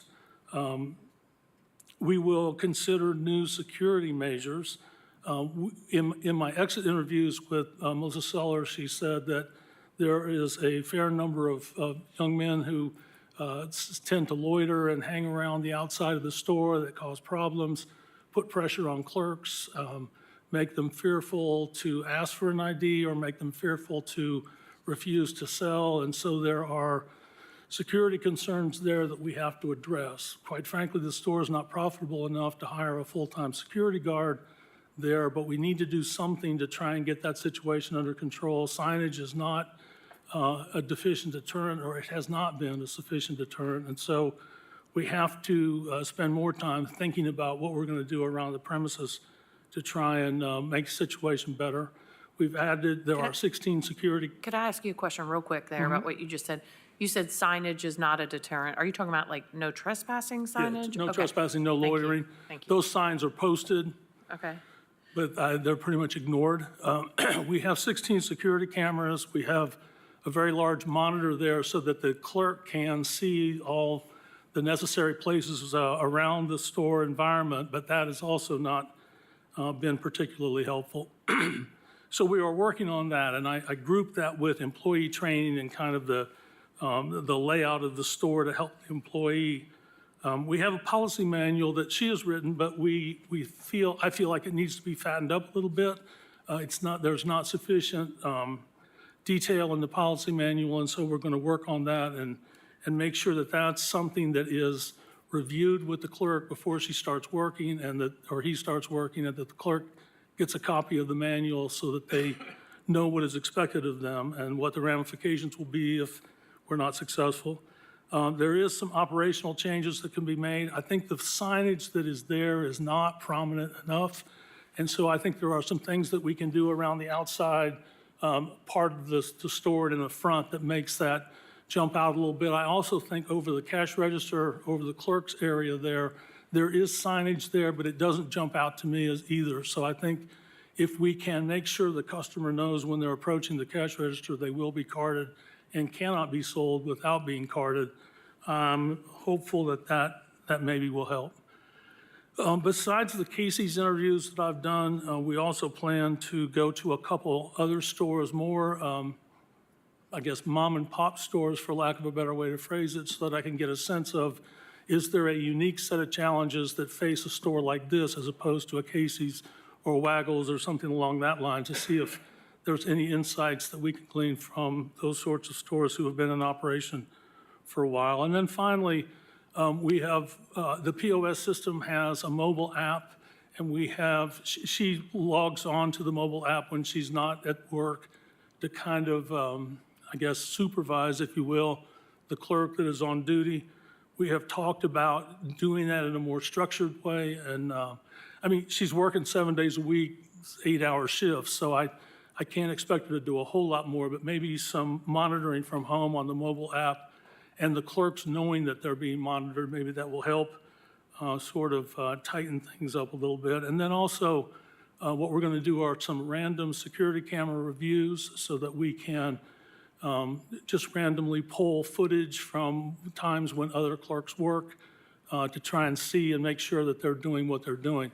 The POS system still allows a clerk, and I don't know a way around this, but when you bring a beer up to the cash register, if I want to punch grocery, it's not going to require that I scan an ID in order to process a grocery item. And so the clerk intentionally programming a beer or an alcohol product as a grocery product allows them to override the POS system. So I'm interested in talking to other stores to find out how they are able to set up their system to prohibit the clerk from being able to do that, if it's even possible. And so those are the 5 areas that we're working on. We're committed to try and make this better. And this woman's work record, she's been there for 7 years. She's never been cited. My understanding, she has never been cited for selling to a minor. It's always been employees that are there that have had that happen. And so all I can say is we're committed. I will work with them, and we will try our best to solve this problem. We do understand it's a serious problem. I'm glad to take any questions if anybody has anything. Officer Presley? Hey, yes, I have a couple of questions. One, I think you answered there. I was wondering if you did have any kind of scanner system there, even if it's just a handheld scanner that they can use for IDs. We do have the scanning system, and you can scan the ID too with the scanning system. Okay. So Officer Presley, Yes. the system they have, and you're probably far more familiar with it than I am, but the system is once she punches in beer or alcohol, they Right. have to scan the ID, and then the system tells them whether it's okay to sell or not. Okay. The other question I had was, we had talked before when you had your last incident about some of the security concerns about what you're saying about your clerks concerned about the people that are hanging around.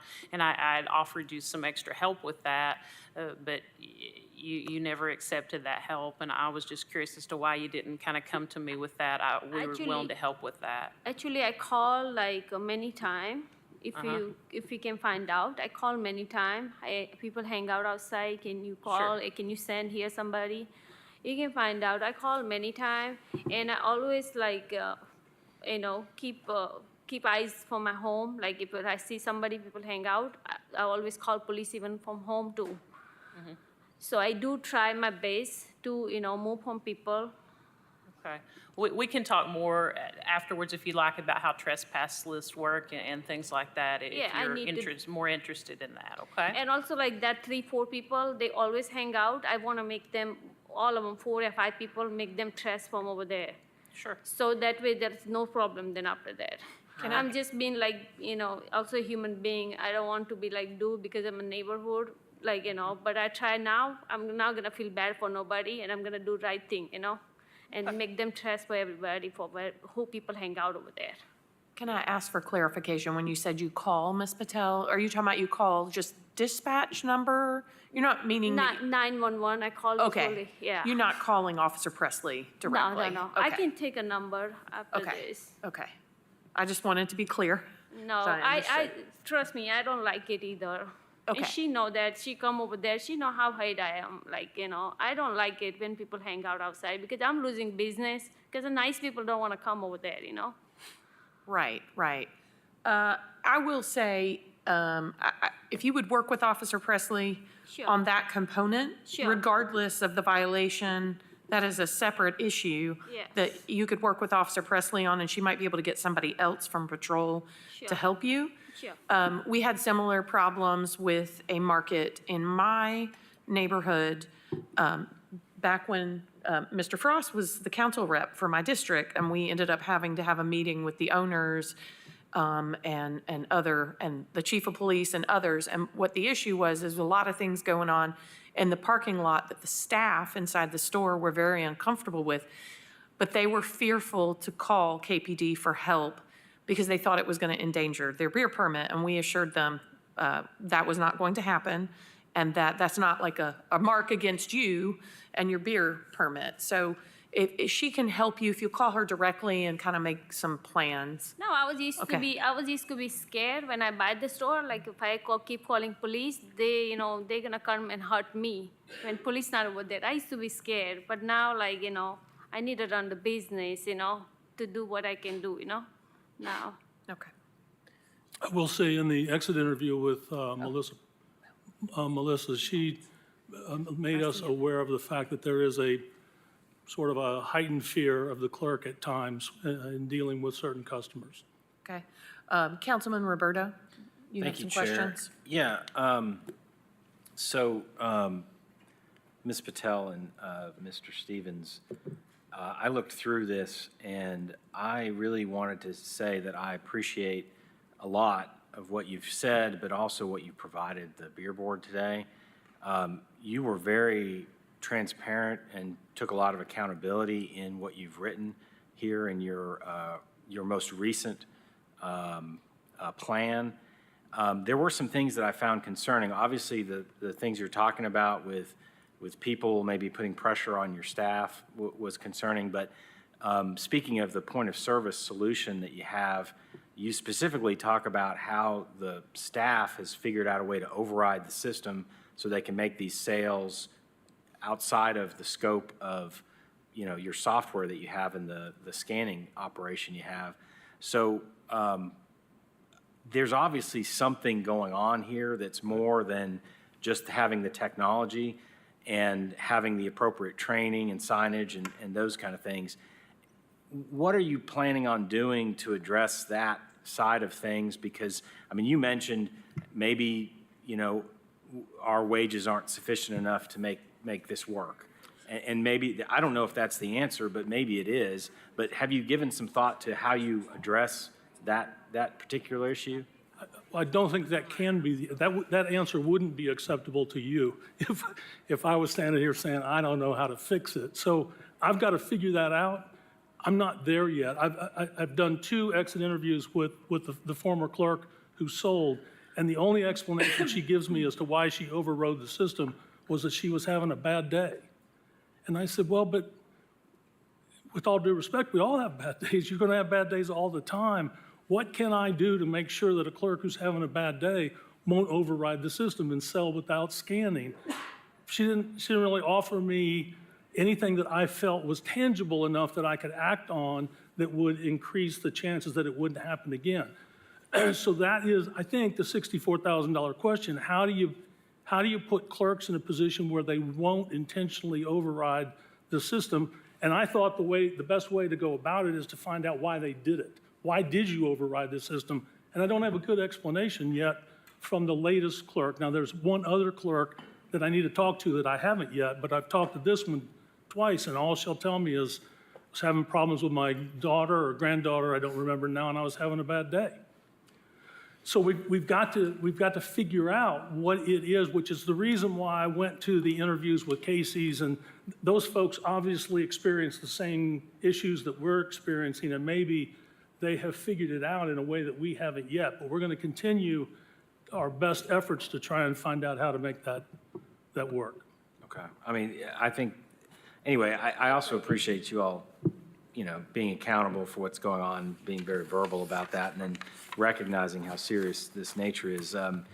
Mr. Frost, if they have another violation within a rolling 2 years, they go straight to a hearing anyway, is that right? That's right. That's a third one. So I guess June 27th, 2026, if they pick up another citation between now and then, they will not come to the beer board. They will go straight to a suspension revocation hearing. Okay. I see my colleagues have some questions, so I'll let them ask. Thank you. Councilwoman Parker. Thank you, Chair. And thank you all for that thorough overview of what activities you've engaged in since the violation. One that I did not hear was about any incentives that you've considered, and I may have missed that, but that's one of the questions we ask as a part of the remedial plan, and based on, there's still a lot of questions around why servers are doing what they're doing, but if there are these stressors in life and financial stressors being a part of it, maybe some sort of incentive to find those fake IDs could, perhaps force a bit more compliance from servers. Has that been considered? I thought that's a great idea. What we were thinking about was structuring a payment system to where somebody comes in on probation, they go without selling, without a violation for X number of months, they get a little kick, they go another year without selling, they get another kick.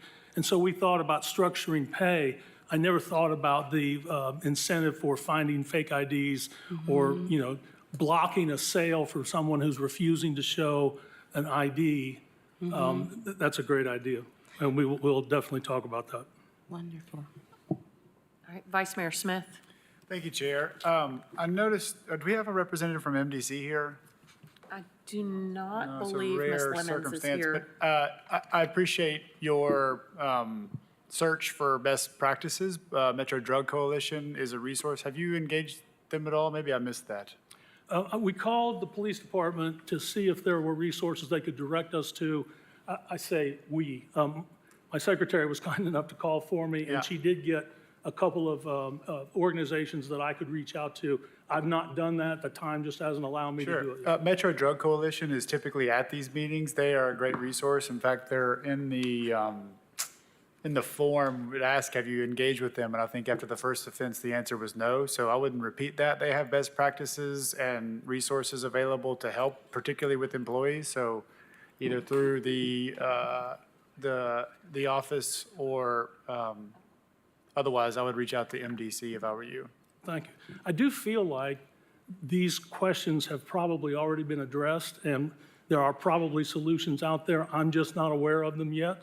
But I can tell you that it's our goal to find out what the answers are and to implement it. Well, everybody, their default point to for best practices MDC, so I would highly encourage you reach out to them. Thank you. Councilwoman McKenzie. Thank you, Chair.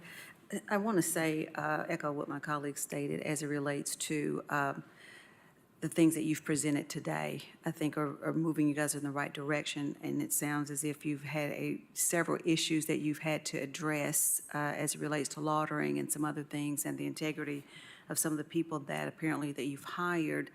And I just want to say thank you for being intentional to when you stated you've hired people from the community, and I still want to, I'll say this, there's still good people in that community. It just could be because of the laundering and some other things around your business now that would make it not attractive for them to want to work there. But I think the incentives, it was kind of disturbing to hear that there were employees who were intentionally bypassing the system to be able to trigger them that they had to put in the date of birth. And so I think when you're looking at candidates to hire, the better screening of those folks and references would probably be very helpful as well. But it is at a serious stage right now with the number of incidents that you guys have encountered. So do think you've got some good resources, having Mr. Stevens that's working with you guys as well. So do wish you the best of luck because that is very serious selling to minors.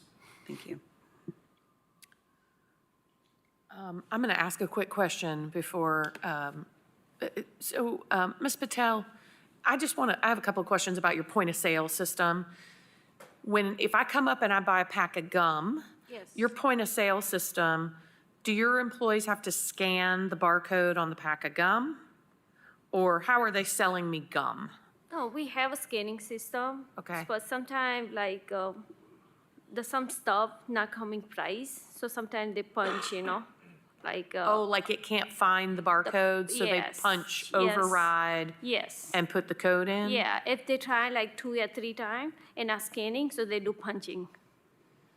Okay, so if I came in there and I'm buying gum or chips, Yeah. they're gonna scan it. Yeah. And it's gonna go on. But if I'm buying a can of beer, Yes. it's gonna flag and say, Yes. red alert, get an ID from her. Yes, Right? yes, Because we this do. is alcoholic. Yes. So sometimes it's wet beer. So Yeah. she was trying to scan. Mm-hmm. Yeah, if you scan, sometimes now come, they do punch. And I told them, don't do that. Try to, Yeah, like it gets the clean, moisture on it. moisturize. So Okay. just clean up and then do. But they don't listen sometimes. And they just go Yeah. and do this Okay. punching. And then can I, last question, the system that you have, was it there when you purchased the store, is that correct? Yes, no, we don't have a used to be. But Okay. we get that. So the you sys- purchased this point of Yes. sale system since you've been in there? Yes, and also Okay. I hire new employees and I train them. The old employees I have like before, I fired them and myself I did teach them, Yeah. and everything, like before I leave, when I tell them, I say, check the ID. Even the police officer come, my camera was on and home. I called right away. I said, what's going on? And they say, I'm sorry, my grandbaby was sick, my baby's bad, and I sell the beer for this and that. But I'm not happy for myself Sure. either, Also, with regard to the beer and the scanner, sometimes it won't read the scan, but other times it's not asked to read the scan. So if I scan chips a couple of times, it doesn't read the scan, I punch in override and I enter the product type. I can intentionally do that on the beer if I want to. And so that's a problem with the system that we got to figure out how to keep that from happening. Okay. So for my colleagues, we have the option here to accept the remedial plan as presented or refer them for a revocation hearing. Suspension and revocation, correct? Did I get that right? Okay, thank you. Oh, Councilman Roberta. Thank you, Chair. I would say, given the candor that we've been presented with and the detail in their plan, I'd suggest no action. They've agreed to the seriousness of this. They have a period of time where if they get one anyway, they're going to go straight to a hearing anyway. I just appreciate what they've brought to us today and the level of detail. So that'd be my suggestion, just to take no action. And that's accepting the remedial plan. I didn't mean to confuse folks. Councilwoman Singh? Thank you. I am of the same mind as Councilman Roberto. We've given them some resources. You're going to share your number with them, officer, and contacting MDC from all of the work that I've seen you do, I feel that you'll follow up on those couple of things and hopefully find a solution. Hope so. All right, if there's no further comments from the beer board, okay, we'll take no action at this time. Thank you very much. Thank you. Mr. Frost. Thank you, Chair. While Mr. Stevens and his client were speaking, the law department let me know that they filed their remedial plan or paid their fine late. So pursuant to the ordinance, they will be having a hearing, but it's because of the lateness of it.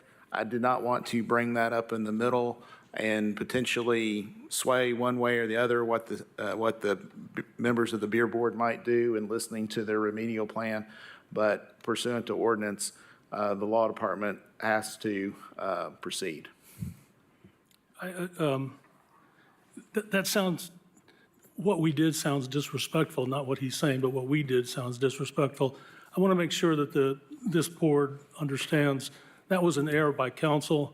I read quickly the requirements. I saw it had to be filed 5 days prior to the hearing. I conveniently left out the word business.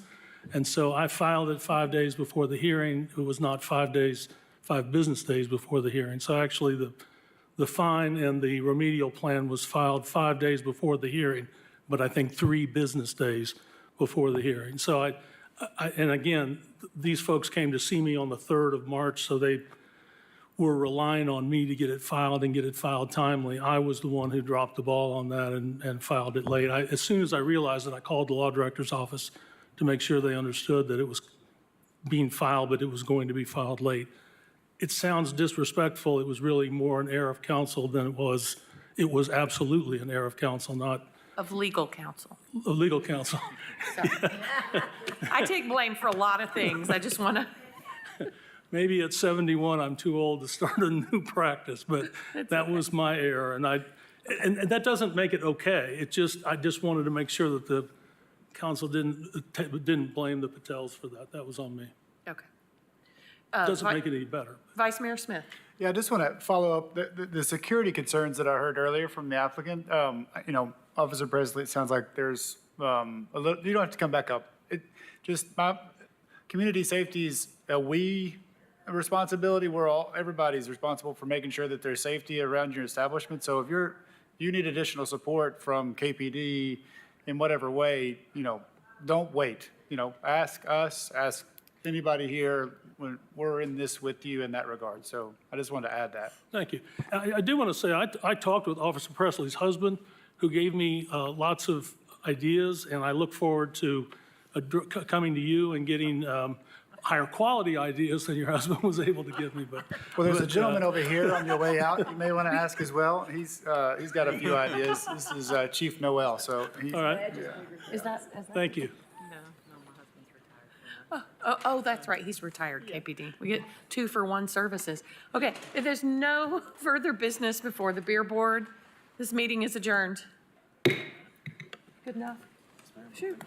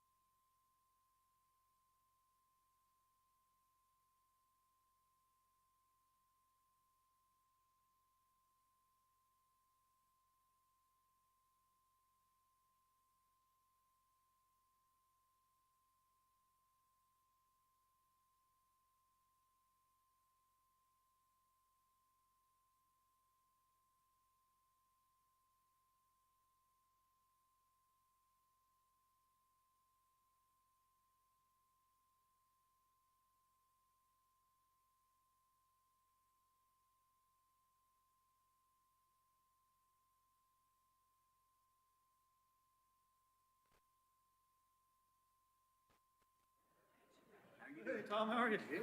Good. Trying to help these people get COs. Yeah, it's always something. Yeah. It's been good being here, though.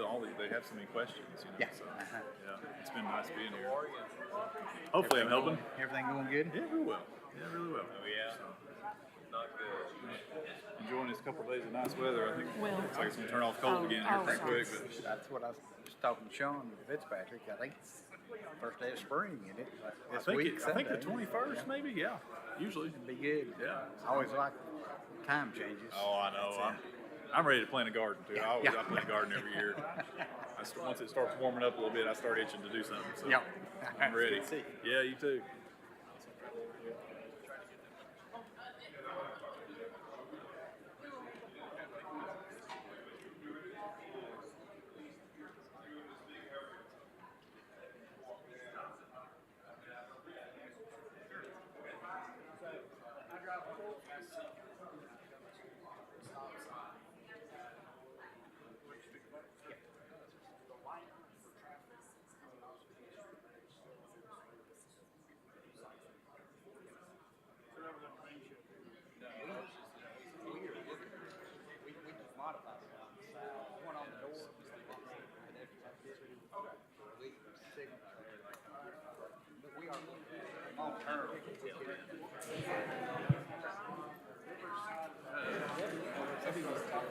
Okay. Okay, good evening. It's 6 o'clock. I'd like to call this meeting to order. I know the beer board ran longer than usual, so, but thanks for, we'll go ahead and get started on time because, I don't know, we like to start on time. We will start with the invocation led by Vice Mayor Smith, followed by the Pledge of Allegiance led by Councilmember Fugit. Please rise as you're able.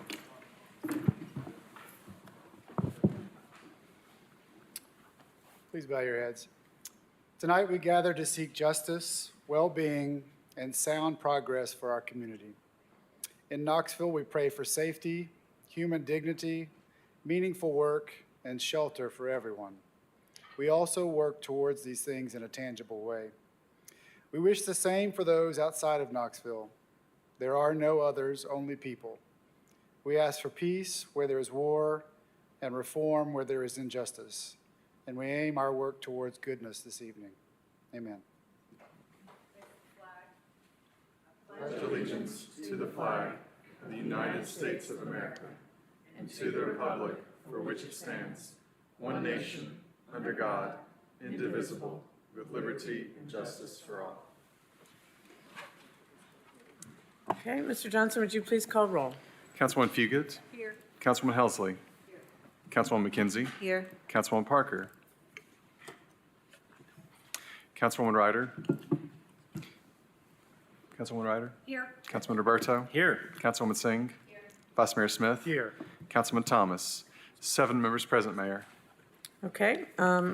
Is there a motion on the minutes from the February 27th workshop? Second. Motion made to approve and seconded. Any questions or discussion? Seeing none, all those in favor, please say aye. Aye. Any opposed? Motion carries. Is there a motion on the minutes of the March 4th regular meeting? Second. Motion made to approve and seconded. Any questions or discussion? Seeing none, all those in favor, please say aye. Aye. Any opposed? Motion carries. Are there any items to be withdrawn from tonight's agenda? Any items to be postponed? Any items to be added by motion? Are there any consent items? There are no consent items. Okay. I have a very short mayor's report.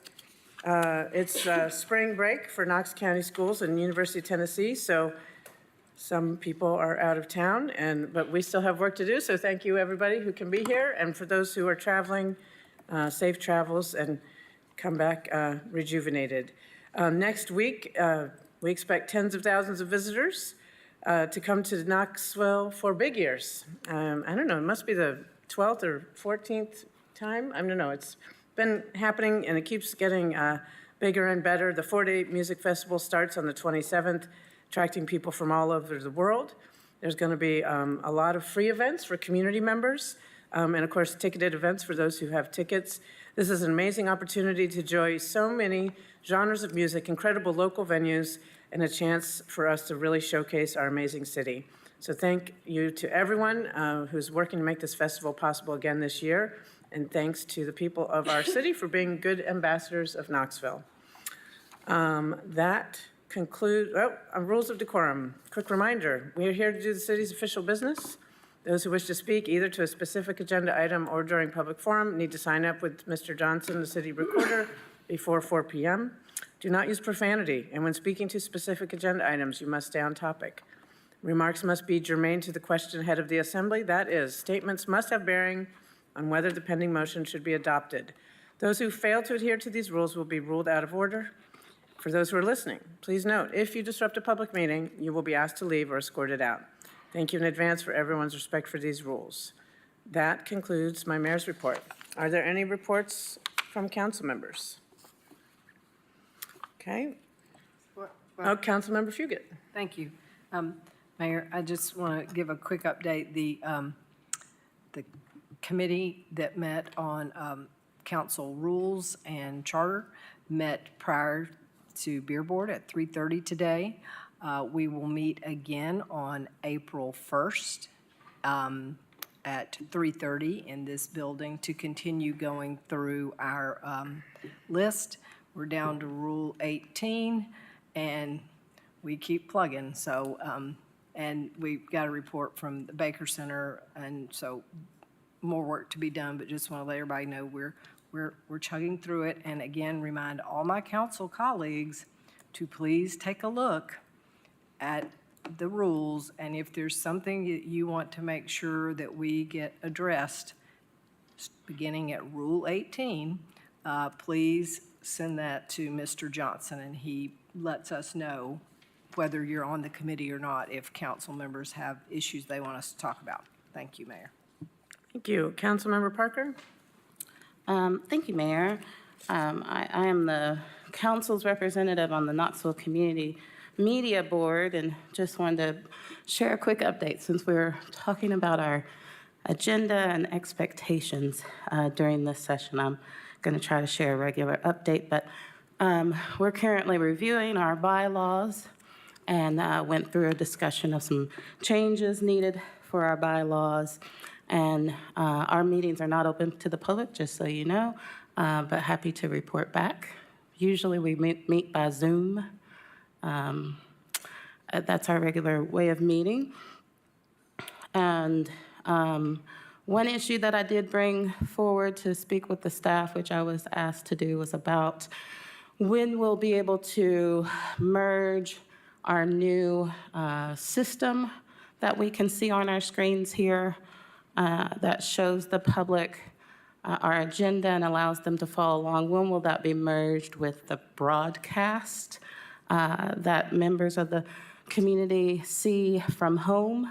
And just wanted to let you know that that's something that's being worked on and moving forward. Okay, thank you. One other thing. Was the park listening session announced? Not this meeting. I think it was announced last one, but okay, do you want to announce it again? That's good. Remind the community about the park community listening sessions that are happening, and the next one is this Thursday, March 20th, from 6 to 8 p.m. here in the City County building in the small assembly room. Okay. Thank you. Seeing no further lights on, we'll move on to item 8A. 8A is a resolution reappointing Joan Cronin and Tim Hill as directors of the Sports Authority of the County of Knox and the City of Knoxville, Tennessee. Motion made to approve and seconded. Any questions or discussion? Seeing none, all those in favor, please say aye. Any opposed? Motion carries. Next. 8B is a resolution appointing Mallory Alder to serve as the at-large Seat B representative to the City of Knoxville Public Property Naming Committee. Move to approve. Second. Motion made to approve and seconded. Any questions or discussion? Seeing none, all those in favor, please say aye. Aye. Any opposed? Motion carries. 9A is an ordinance appropriating the total sum of $21,394.06 from the Parks and Recreation Department's Grants and Benevolence Fund donating same for completed projects to various qualified organizations as part of the Challenge Grant Award Program. Motion made to approve and seconded. Any questions or discussion? Seeing none, all those in favor, please say aye. Any opposed? Motion carries. 9B is an ordinance to change, or rather to amend Ordinance O-107-2019, known and cited as the City of Knoxville Zoning Code, to remove previously approved planned district designations from property located at 0 Millard Beats Road, Millard Beats Development LLC, applicant 2nd District. Move to approve. Motion made to approve and seconded. Any questions or discussion? Councilman Roberto? Thank you, Mayor. I think the person working on this is Mr. Presley. I think he's here today. Mr. Presley, are you here? There he is. And I know you had stepped out of the meeting last time just as the item came up, and I just wanted to verify, you know, when we have our application, you have the box you check about whether you talk to the neighbors or not. I know that happens early in the process. It was checked no, so I just want to make sure you have had conversations with the neighbors. Yes, sir. Mr. Presley, if you could turn on the microphone and then state your name and address for the record, please. There's a button that has a little human icon on it. Nope. Is it on? Okay. David Presley, 705 Gate Lane, Knoxville, Tennessee, 37909.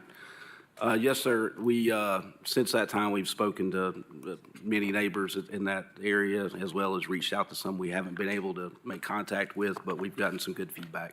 Okay. And what was the project you're doing? We're doing 10 townhomes off of Kim Watt, which is off of Miller Beats. Okay. Okay. Thank you very much and appreciate you reaching out to the All right. neighbors. Thanks, sir. Great. More housing. It's encouraging. Any further questions or discussions? Seeing none, all those in favor, please say aye. Any opposed? Motion carries. 9C is an ordinance to change the base zoning classification of property located at 6200 Paper Mill Drive from CG3 to CH2 District. Benjamin C. Mullins, applicant, 2nd District. Move to approve. Motion made to approve and seconded. Any questions or discussion? Seeing none, all those in favor, please say aye. Any opposed? Motion carries. 11A is a resolution authorizing the mayor to execute any and all documents necessary to accept proposals to provide excess liability insurance coverage, vehicle and equipment damage insurance coverage, and inland marine insurance coverage for mobile equipment, all as part of the Cities and K-Trans Management Incorporated's self-insured liability program for an estimated annual premium of $762,048. Motion made to approve and seconded. Any questions or discussion? Seeing none, all those in favor, please say aye. Any opposed? Motion carries. 11B is a resolution authorizing the mayor to amend an agreement with Health Equity Incorporated to update funding language for administrative services for the city's sponsored flexible spending account and health reimbursement account for city employees. Motion made to approve and seconded. Any questions or discussion? Seeing none, all those in favor, please say aye. Any opposed? Motion carries. 11C is a resolution authorizing the mayor to execute an agreement with Johnson, Marmirian, and Thompson Incorporated in an amounts not to exceed $315,698 to provide professional design services for the Riverwalk to City View Greenway Connection Project. Motion made to approve and seconded. Any questions or discussion? Seeing none. Vice Mayor Smith. Thank you, Mayor. Chief Justice, just a question for you. We exchanged an email back and forth. I just had to say it, I'm sorry. This is the missing link of the Greenway that heads downriver on the south waterfront. And this goes from, I guess, basic design to construction design and implementation. Is that right? Yes, this contract, Tom, correct me if I'm incorrect, is to further the design that we have. That has been a concept that's approved by the railroad. So this does take it to that next level that the railroad requires for final approval, so we can have construction documents and then advertise for contractors. And this helps meet the general requirement of the South Knoxville Vision Plan and to have one contiguous river walk alongside the water, right? Yes. And the estimated completion of this construction is January 27? So this, what you're voting on right now is not construction, it's further Right. design, but the completion of the agreement for the funding arrangement with the prior owner is January of 2027, yes. And that is a construction deadline? Yes. Okay, all right, thank you. Thank you. Any further questions or discussion? Seeing none, all those in favor, please say aye. Any opposed? Motion carries. 11D is a resolution authorizing the mayor to execute an agreement with Superior Pavement Marking Incorporated in an amount not to exceed $195,052.50 for the 2025 pedestrian and bicycle pavement marking project. Motion made to approve and seconded. Any questions or discussion? Seeing none, all those in favor, please say aye. Any opposed? Motion carries. 11E is a resolution authorizing the mayor to execute an agreement with, by which the city of Knoxville will lease a portion of the South Knoxville Community Center to the Boys and Girls Clubs of the Tennessee Valley for a term of 10 years for a fee of $37,938 per year. Motion made to approve and seconded. Councilmember Parker. I just have a small friendly amendment to recommend. There's just a spelling error within the resolution. And so I wanted to make a motion to amend the resolution in the last whereas to replace exists with exits. Okay, thank you for catching that. The motion made to amend, just as Councilmember Parker described, to fix a typo. It's been made and seconded. Does everyone understand the amendment? Okay, any further questions about the amendment? Seeing none, all those in favor of this amendment, please say aye. Aye. Any opposed? Okay, the motion to amend passes. Now we're back to the original motion as amended. Are there any further questions, Councilmember Parker? No, sorry. Okay. Seeing no further questions or discussion, all those in favor, please say aye. Aye. Any opposed? Motion carries. 11F is a resolution authorizing the mayor to execute an agreement by which the city of Knoxville will lease a portion of the South Knoxville Community Center to the Knoxville-Knox County Community Action Committee for a term of 10 years for a fee of $4,200 per year. Motion made to approve and seconded. Any questions or discussion? Vice Mayor Smith. I just want to compliment this, this community center is very important to South Knoxville. I just want to commend Parks and Rec. I see Director Ely in the back, and Boys and Girls Club and CAC. This is a community affair, and it is a very special place for a lot of people in South Knoxville, and there's a good harmony there. So thank you for all that you do to put into it. Yeah, I see Lisa Higginbotham from CAC is here, so we appreciate CAC's partnership and at this place and in so many other parts of our city as well. Seeing no further questions or discussion, all those in favor, please say aye. Aye. Any opposed? Motion carries. 11G is a resolution authorizing the mayor to execute any and all documents necessary to apply for and accept a grant from the Tennessee Highway Safety Office in the amount of $35,000 with no required local match to provide overtime funding for pedestrian safety campaigns. Motion made to approve and seconded. One person has signed up to speak against this item. Constance Every, are you present? Is Ms. Every present? Okay, that concludes the people who signed up to speak on this. Any further questions or discussion? Seeing none, all those in favor, please say aye. Aye. Any opposed? Motion carries.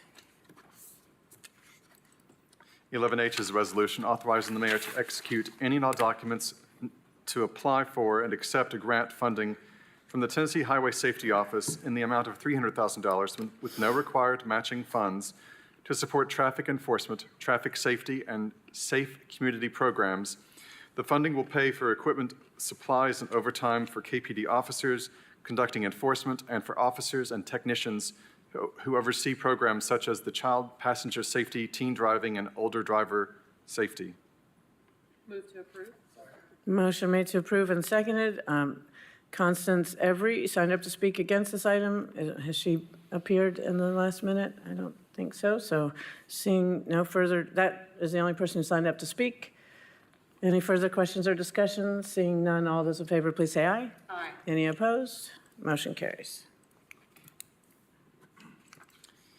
11I is a resolution authorizing the mayor to execute an agreement with the Tennessee Bureau of Investigation to coordinate Internet Crimes Against Children Task Force investigator travel and training pursuant to a grant from the U.S. Department of Justice, Office of Juvenile Justice and Delinquency Programs in an amount not to exceed $100,000 with an option to renew the agreement for one additional one-year period upon written agreement by the parties. Motion made to approve and seconded. Ms. Every signed up to speak against this. Is she present? Apparently not. That concludes the people who signed up to speak on this item. Any further questions or discussions? Seeing none, all those in favor, please say aye. Aye. Any opposed? Motion carries. 11J is a resolution authorizing the mayor to execute any and all documents necessary to apply for and accept grant funding from the Tennessee Department of Finance Administration in the amount of $53,136 with no required matching funds to support Project Safe Neighborhoods. What are we doing? This one's made it to the last. This one's not on. Okay. There is no J on our agenda. I ain't got no J. It goes to Okay.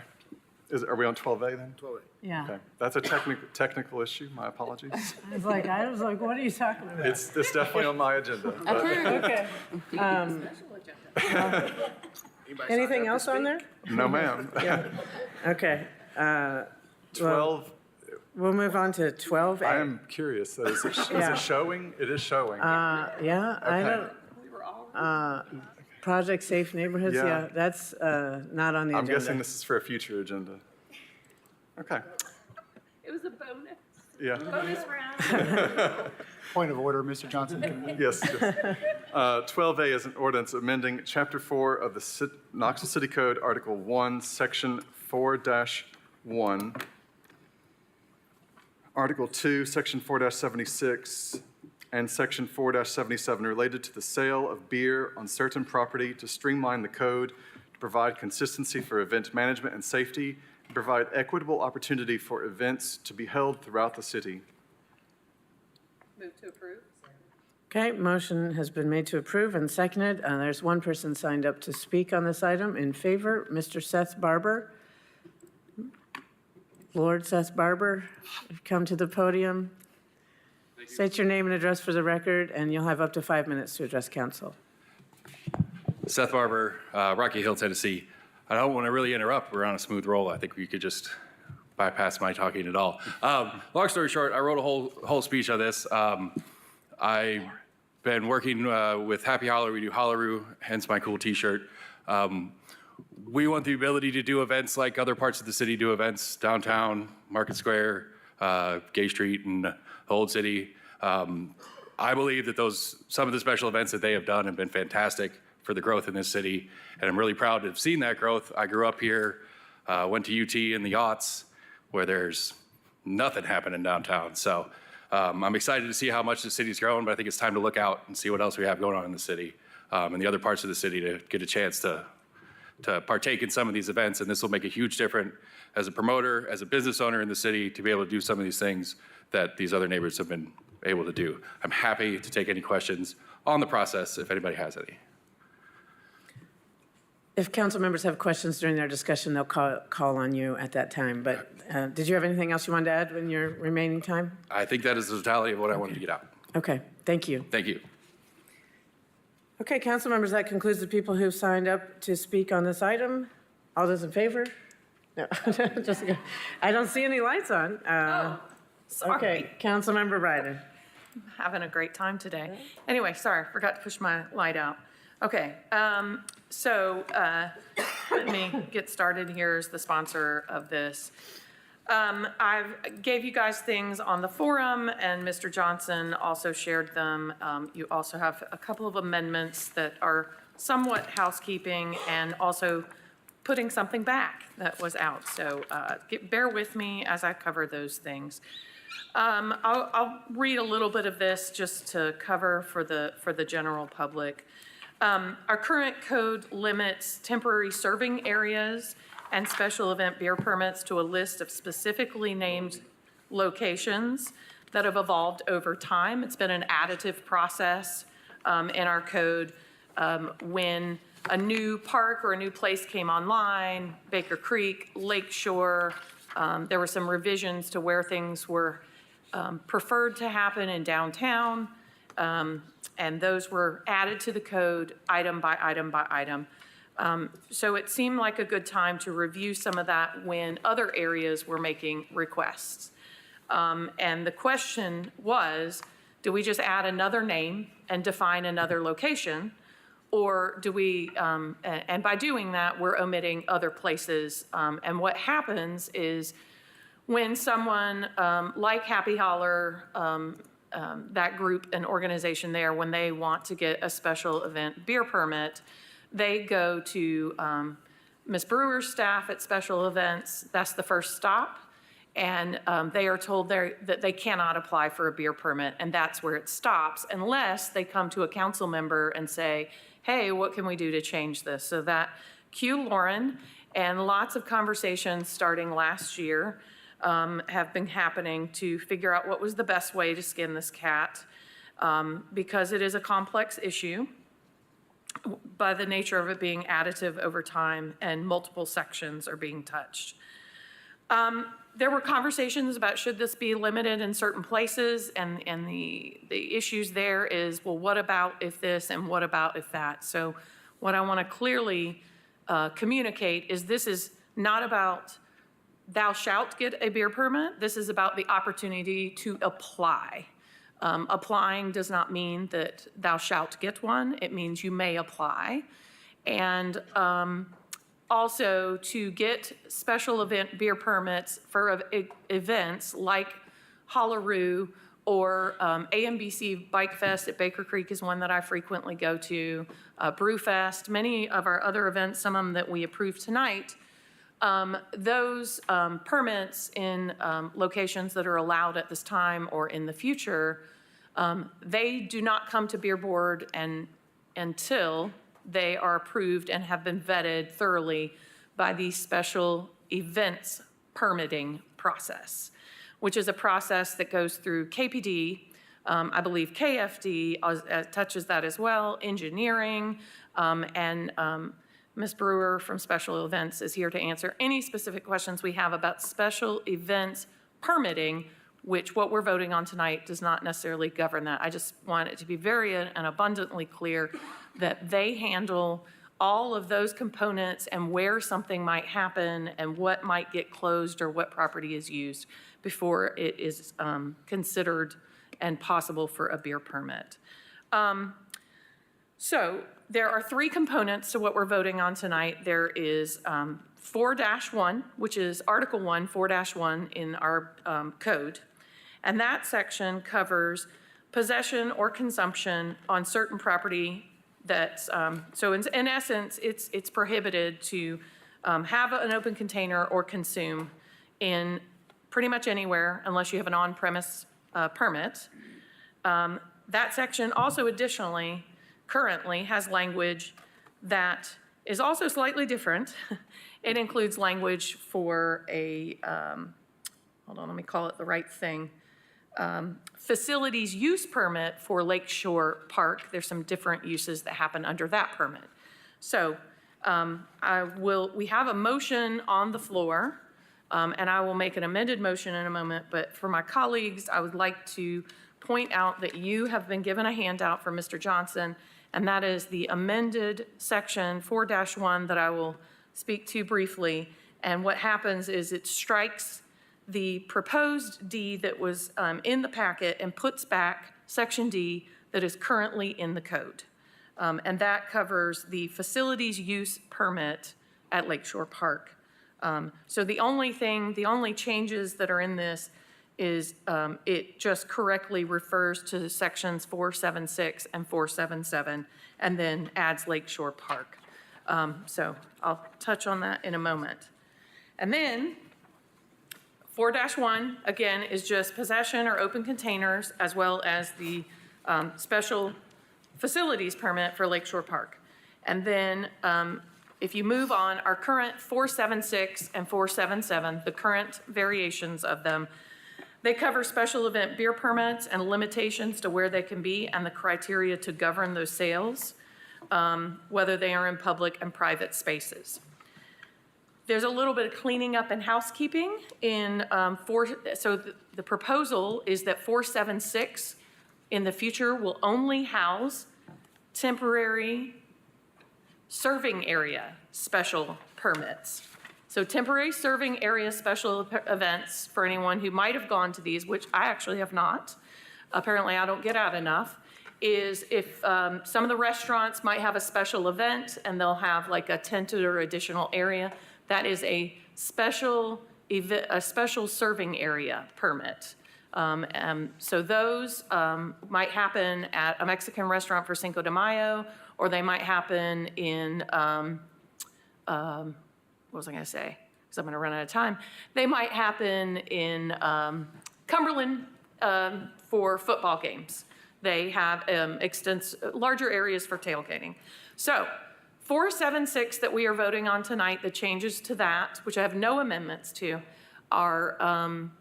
is just combining and condensing because Cumberland only has a few exceptions, and that now included some residential language.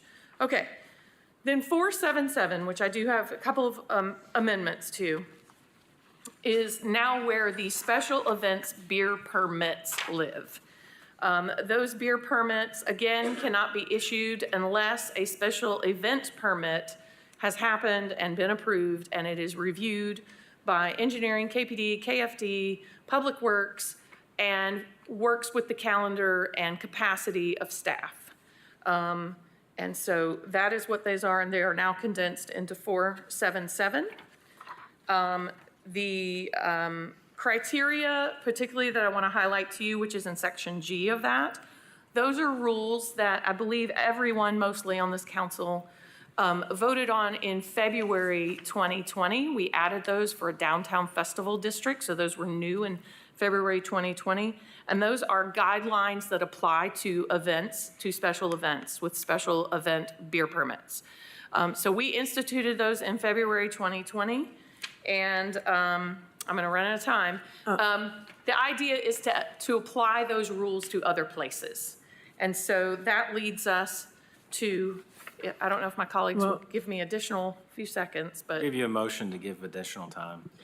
Okay, if there's no objection, will the maker of the motion have 2 more minutes, I guess? I might not even need that long. Okay. I'm moving along. So sorry, folks. Again, I'm focusing on G here. These are rules that apply to one area that was allowed to get special event permits, and the idea is that all those rules seem to have been successful, and that those rules could be applied to other places. In review, those rules needed a couple of modifications after this got published last Thursday, and that is what is in the amended packet I'm about to make a motion for. And just G4, just adding the word distinctive so that it's clear that you don't have to go out and get a branded customized wristband. But one thing that was applied to downtown festival area was that you had to have a wristband in order to get a drink. And now everyone should be doing a wristband no matter where their special event area is or their event is. And then number 6 was specifically about single-use containers. There are some people like Brewfest that use a commemorative little smaller cup that they use for tasting. That's just one example. And single-use containers encourage people to throw them away. And if we want to get deeper into that, I can, with an event like that, would encourage each individual person to use about 30 different small containers. So just wanted to be clear what that edit is about. J is clarifying World's Fair Park.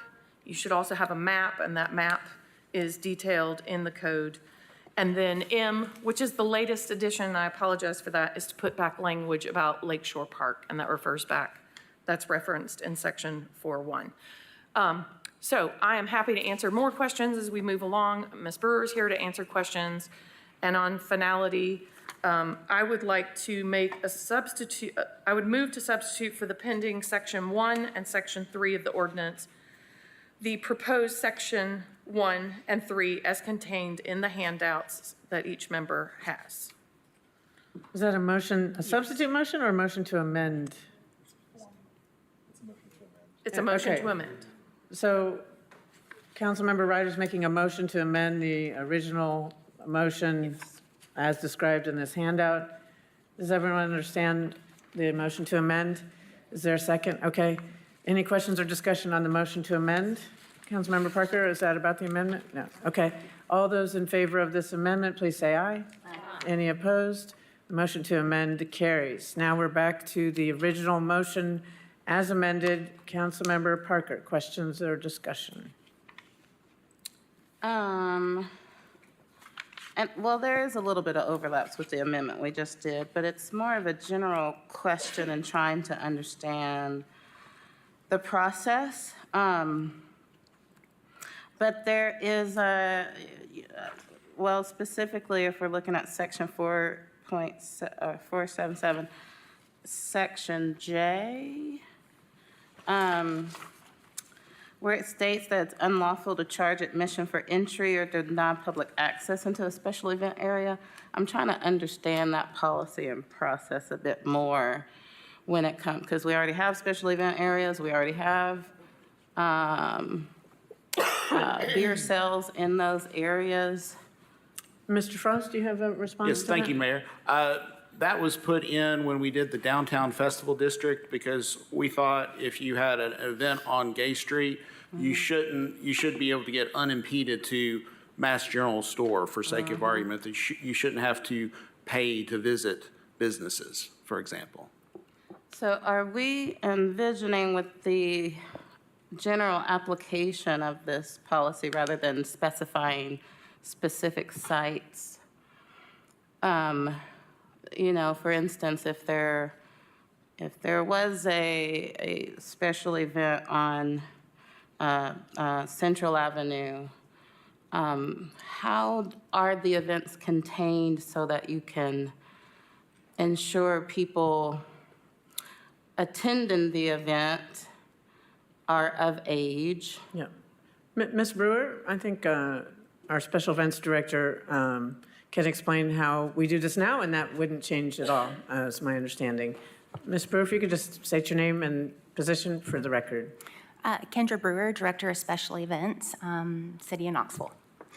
So an event at Central Avenue is going to be just like it is an event down here on Gay Street, Market Square.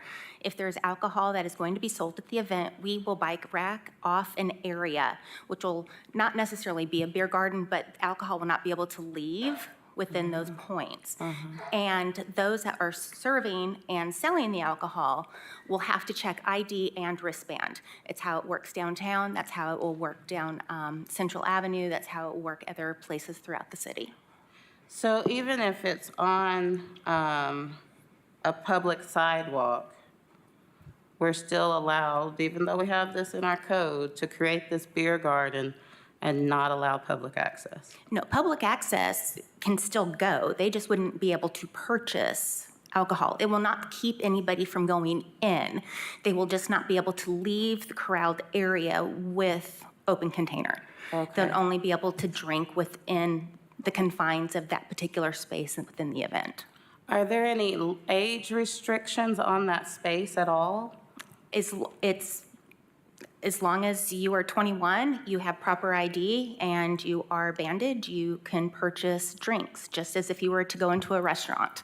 If you were to go onto Market Square and there's a concert that somebody is having and they are selling alcohol, like Sundown in the City back in the day, anybody could go. They would just have to show ID and prove that they are 21 years of age and have a wristband.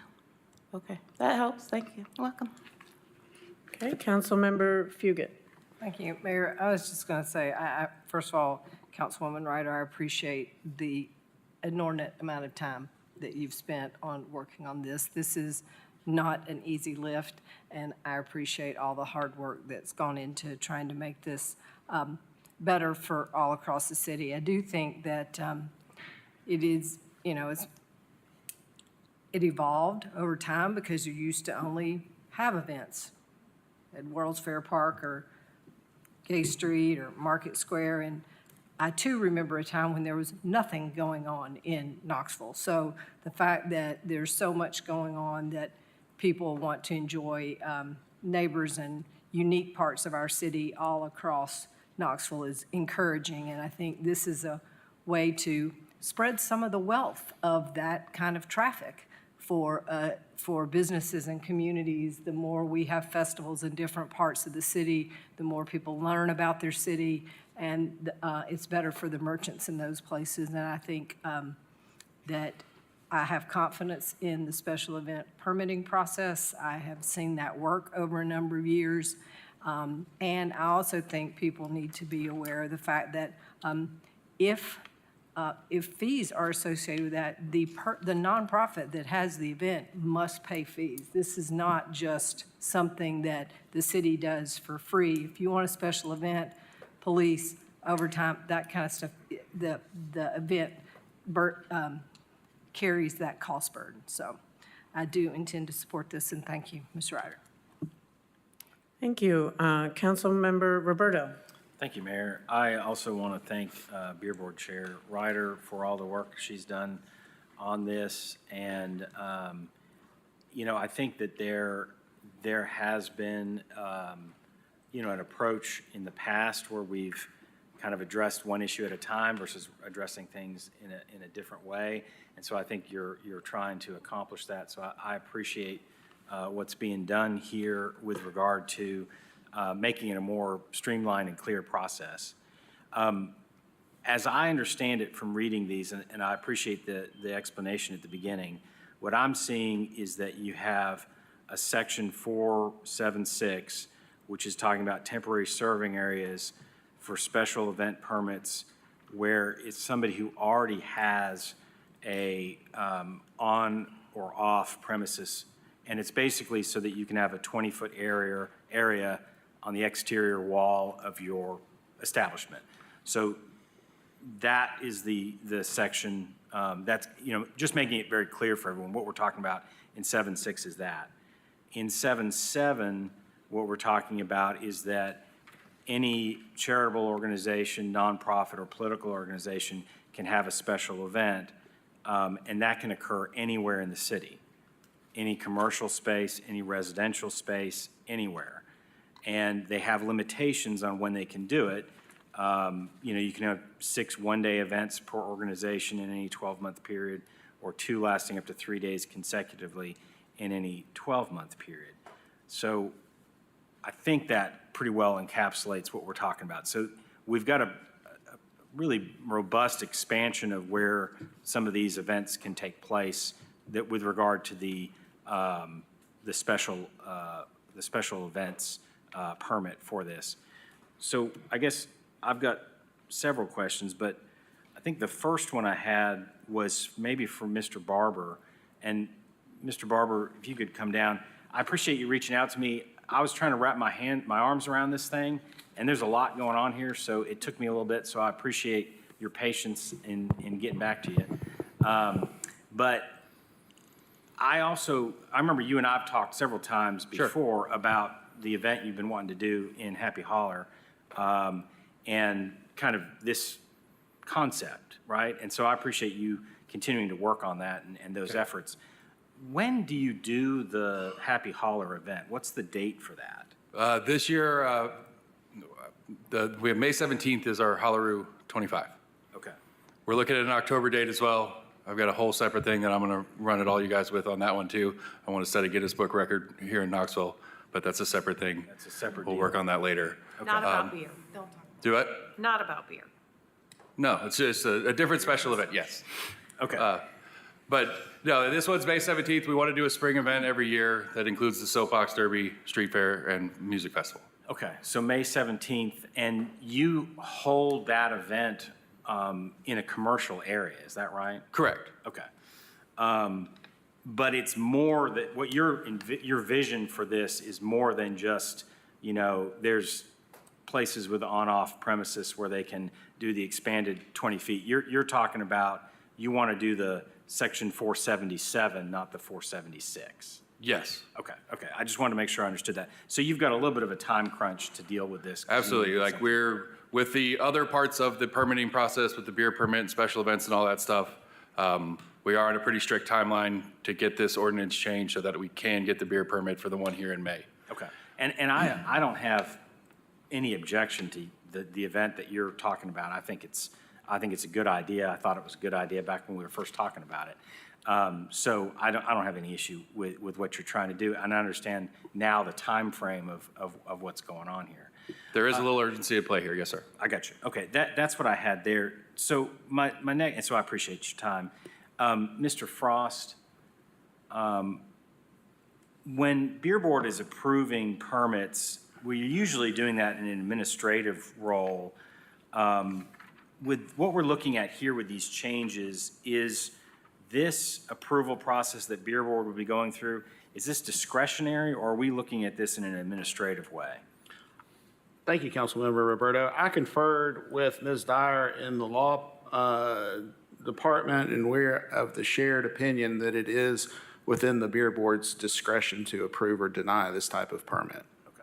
So basically, Beer Board members could take it upon themselves to make a decision about, hey, I think there's a safety issue here. I think there's something else going on here, and make a motion to deny at that point. Yes, that's our opinion. Okay, I'll let my other colleagues speak. Thank you. Councilmember Parker? Just quickly, I do plan to support this, and wanted to echo what some of my other colleagues stated about the work that's gone into this and what was shared with council, and wanted to just thank Councilmember Ryder for the work that you put in into providing us very clear documents that allowed us to go through these changes. I appreciate the use of the council forum, including the amendments that you posted there. And I really appreciate how the item was included in our agenda so that we could see the changes and we could see the original language. So I just wanted to thank you for how you've approached bringing this ordinance before us. Okay, Councilmember Ryder. Yeah, I just wanted to really quickly touch on a couple of things because they are in here for very specific reasons. One of the questions that colleagues have asked about was specifically J, which is the unlawful to charge admission for entry or deny public access. And the reason World's Fair is an exception is because that's where some of the concerts occur, where there's ticketed entry to those things down there. And so that is why you have a map and very specific boundaries for that space. Mr. Frost did answer this, but it's very important to say that the intent of public spaces like our parks, our public streets, our sidewalks, these are the public spaces. And so the intent is the public should not be excluded from a space. And a great example of that is we come downtown for Chalk Walk. We just voted on their special event beer permit tonight. We can come downtown and do Chalk Walk. There's a beer garden area you can do the beer. There's spaces they can do that, as well as Rossini is another example. So I just wanted to be clear that this is not for someone to be able to take public spaces, bound it off, and expand their business to be able to have a larger business footprint. So that is pretty critically important to me, and that's why that part is in there. And then Ms. Brewer, if you don't mind, I do want some clarity on cost to the permittee. What does the city bill, how the city bills back for certain things, and what types of things do the permittees pay for to be able to do an event? So they'll have to pay the beer permit fee to start with. They'll have to pay for items such as bike racks, road closure signs, KPD, and EMS. So they will receive an invoice from the city, public service, and traffic engineering when the event is over on what equipment has been used, how many bike racks have been placed, how much fencing to cordon off the area, barricades for street closures, detour signs, and so forth. Okay, so the taxpayer's not paying that? No, they are not. Okay, all right, I appreciate it. And then the last thing that I wanted to comment on, when the conversation started, it's do we just add, Happy Holler and create bounds for that? And then I started thinking of other places, and I'm like, well, what about the space in your community or there's just other places. We had a conversation about different zoning and areas. The thing is when you start looking at the map, there are places, Ms. Brewer, I'm going to ask you another quick question about that. I'm so sorry. There are places where someone might want the opportunity to apply for a permit. That does not mean they're going to get approved for a special events permit, which Ms. Brewer, that's what I'm going to ask you about. But there was one time where one of the neighborhoods in the 4th District had a long table dinner in the neighborhood street. There are some neighborhoods that do things in dead ends and cul-de-sacs in the neighborhood. And so we don't know that those events are going to fit into the calendar or that there's going to be available capacity with city staff for those things to occur.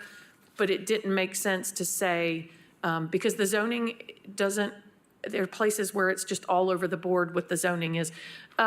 Ms. Brewer, when you guys have people come and ask sometimes to do things places, and you redirect them maybe to other spaces because, or you can't close this, whatever? Correct.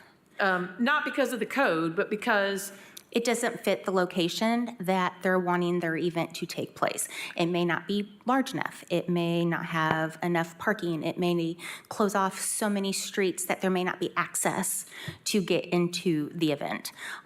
So we do sit down, we meet with them, and we try to find a logical location, practical location for them to host their event. So engineering, and this includes events without beer, right? Correct. So all This is across all the events. city. Yes. So like if somebody says, I want to close this street, you guys might refer them to another section or another park. Correct. Because not all streets and not all sidewalks and public pockets are appropriate to close off. Correct. We have, we stay in constant contact with traffic engineering, KPD, fire, public service facilities. We also meet once a month. We have a seat meeting, which is our special event advisory team, where we take all the applications, we sit down, we take a look at the calendar, we take a look at the maps, what is already on place on the calendar, what events are already taking place in that particular area to see if it would even fit or if it's something we have to look at another date or location for. Thank you. Vice Mayor Smith. Thank you, Mayor. I just wanted to clarify Councilmember Roberto's comment and Mr. Frost, your response. Did I hear correctly that Beer Board could call up a beer permit for approval or denial? Is that what you were saying? Beer Board could deny a special event permit. Okay, all right. Yeah, I just wanted to clarify. Thank you. Councilmember Helsley. Yeah, I don't usually jump on the bandwagon, but I do want to thank Councilmember Ryder and her, what do we name you, Ms. Ball? She's supporting cast member of a lot of stuff for helping you, so she has a new title now. But thank you. I like the equitable part in all parts of the city, so I'm pretty excited. Thank you so much. Thank you. Councilmember Roberto. Thank you, Mayor. Chief Noel, do you see any issues with, staffing with regard to, I guess we could see, well, obviously there's limits here with how many permits that can be going on at any one time, but do you see any issues with staffing with regard to what you're seeing here? So as far as staffing these events, we would have to evaluate them and determine the officer presence that we would need. If we were having an event in the neighborhood, I would not only consider the event itself, but if there's going to be a large group of people coming to the event, where they're going to park, do we need to provide officers for that? And obviously, it goes without saying that, there's only so many events that we can handle in a given day or a given weekend. So that would be certainly something that that we would take into account as well, and I would hope that the police department would have input into that. Yeah, Councilmember Roberto, absolutely, we have to take into account the capacity. There might be a great event, but if they want to plan it on a marathon weekend, that's a no. We're already stretched really thin on marathon weekend. That's just one example. So that's why Ms. Brewer's team meets ahead and looks at the calendar, so they can also, guide people not just to the appropriate places, but just the appropriate times, because they're just sometimes, we can only do so much at any one time. Okay. And thank you, Chief. I had reached out to the Metropolitan Drug Coalition as well, just to kind of get their sense on what we were doing here, since this was pretty expansive. And I got really positive response back after they had a chance to look at it. They saw a couple things that were good, in that we saw that there's some strengthening of safety measures, which is something that Beer Board's really taken a big role in with preventing underage drinking and overconsumption, but also the part that we've been talking about with expanded community building opportunities and how that can really be a positive impact. So all those I thought were good. I'm glad to see that the Lakeshore Park amendments are in there, so I appreciate that being in there. I believe Bill Street from Zoo Knoxville is here, and he had a question he wanted to ask.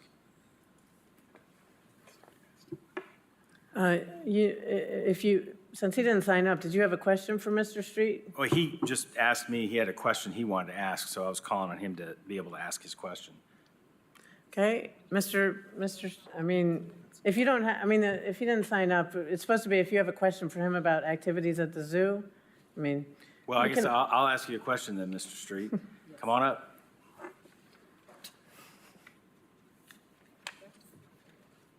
You have I guess you have to give your name and address, so go ahead and do that. Turn on the microphone, please.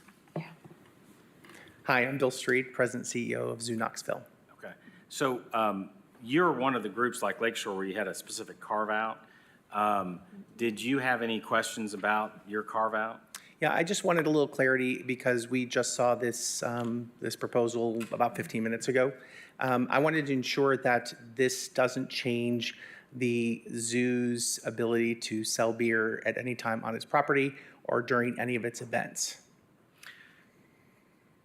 Mr. Street, we'll double check. This is first reading, so we'll double check into that. I don't think it does. And your property is our property and it's part of the city, so I don't see how it would change anything. It's not a special event. Yeah. You guys get an on-premise permit, is that correct? We do, and then we noticed in 4.1 at the beginning, although it was stricken out, there was a specific call out to Chalawi Park and specifically Zoo Knoxville. And I just wanted to ensure that this isn't changing the current process of how we do our business. Well, that certainly is not the intent of the change. While Councilmember Ryder is working with Mr. Frost on that, Ms. Fugit, did you have a comment or I was just question? going to say, any of those questions can be answered. This has to pass on 2 readings, so I appreciate your question.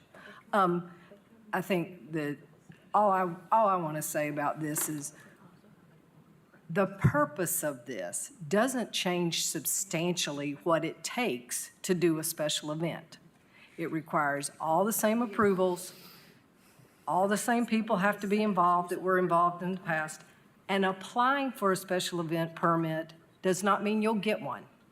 Applying for a beer permit in a special event does not mean you will get one. Those are city council discretion. So I just want everybody to understand that too.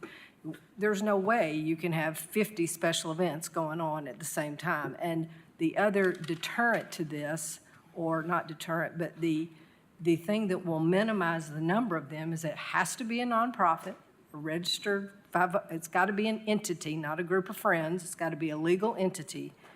And you have to pay for the services you use. So I'm not really worried about a whole rash of these happening. I think this is just an opportunity to make what is available in some parts of the city available in other parts of the city. Thank you. Councilmember Ryder, did you? Can I comment on the Please. zoo part? Yes, please.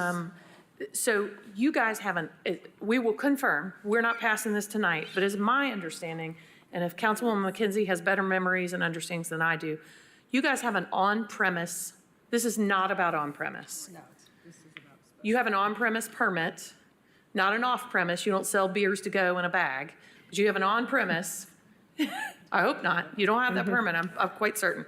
You have an on-premise permit, and we're not editing anything about on-premise. You are just not one of the listed designated places that makes you distinctly different than Happy Holler. Or, I'm sorry, the current code lists special places, and you were one of the special places that could get like a Zufari permit to have broader event stuff.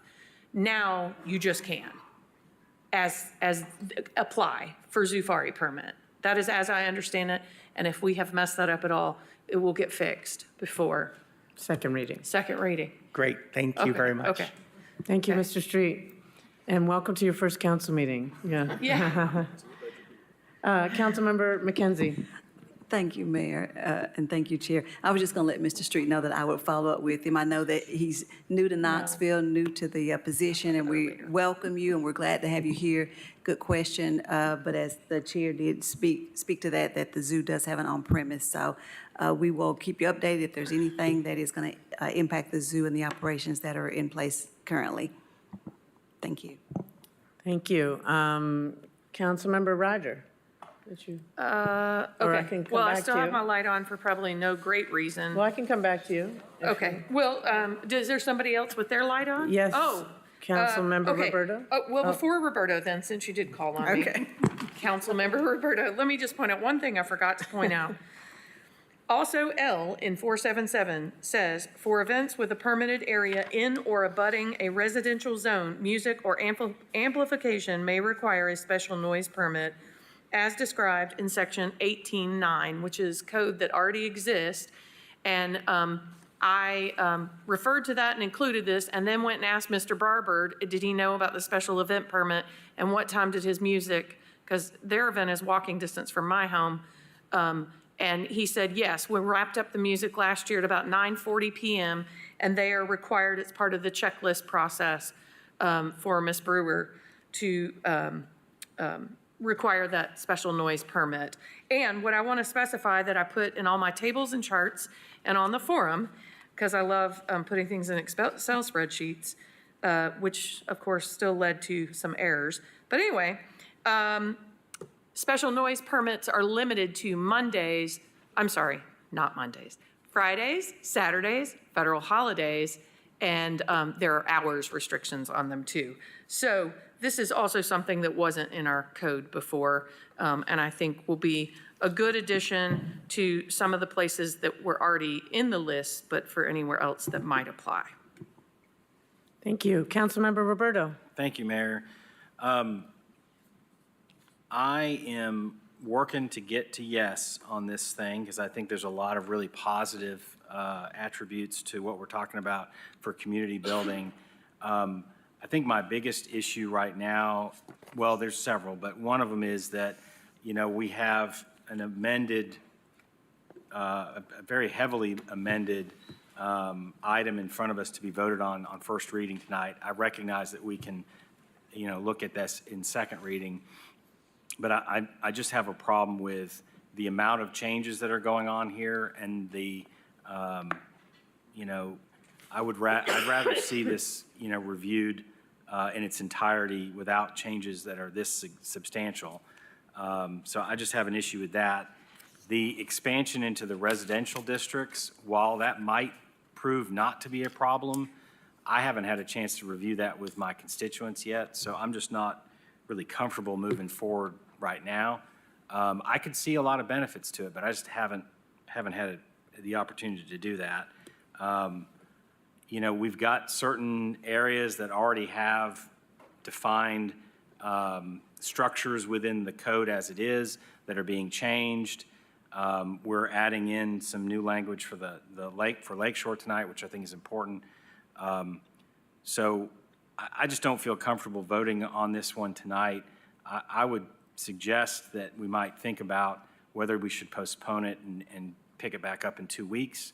I know that Mr. Barber has a very tight timeline, so that may not be feasible for him. But I think as it is, I will continue to work to get to yes, but I'm probably going to be abstaining tonight because I just have too many issues with what we're doing right now. Thank you. Okay, Councilmember Ryder. I just wanted to say that, to clarify, that everything about Lakeshore is unred lighting what was redlined. So there's nothing new about Lakeshore. It's all the same.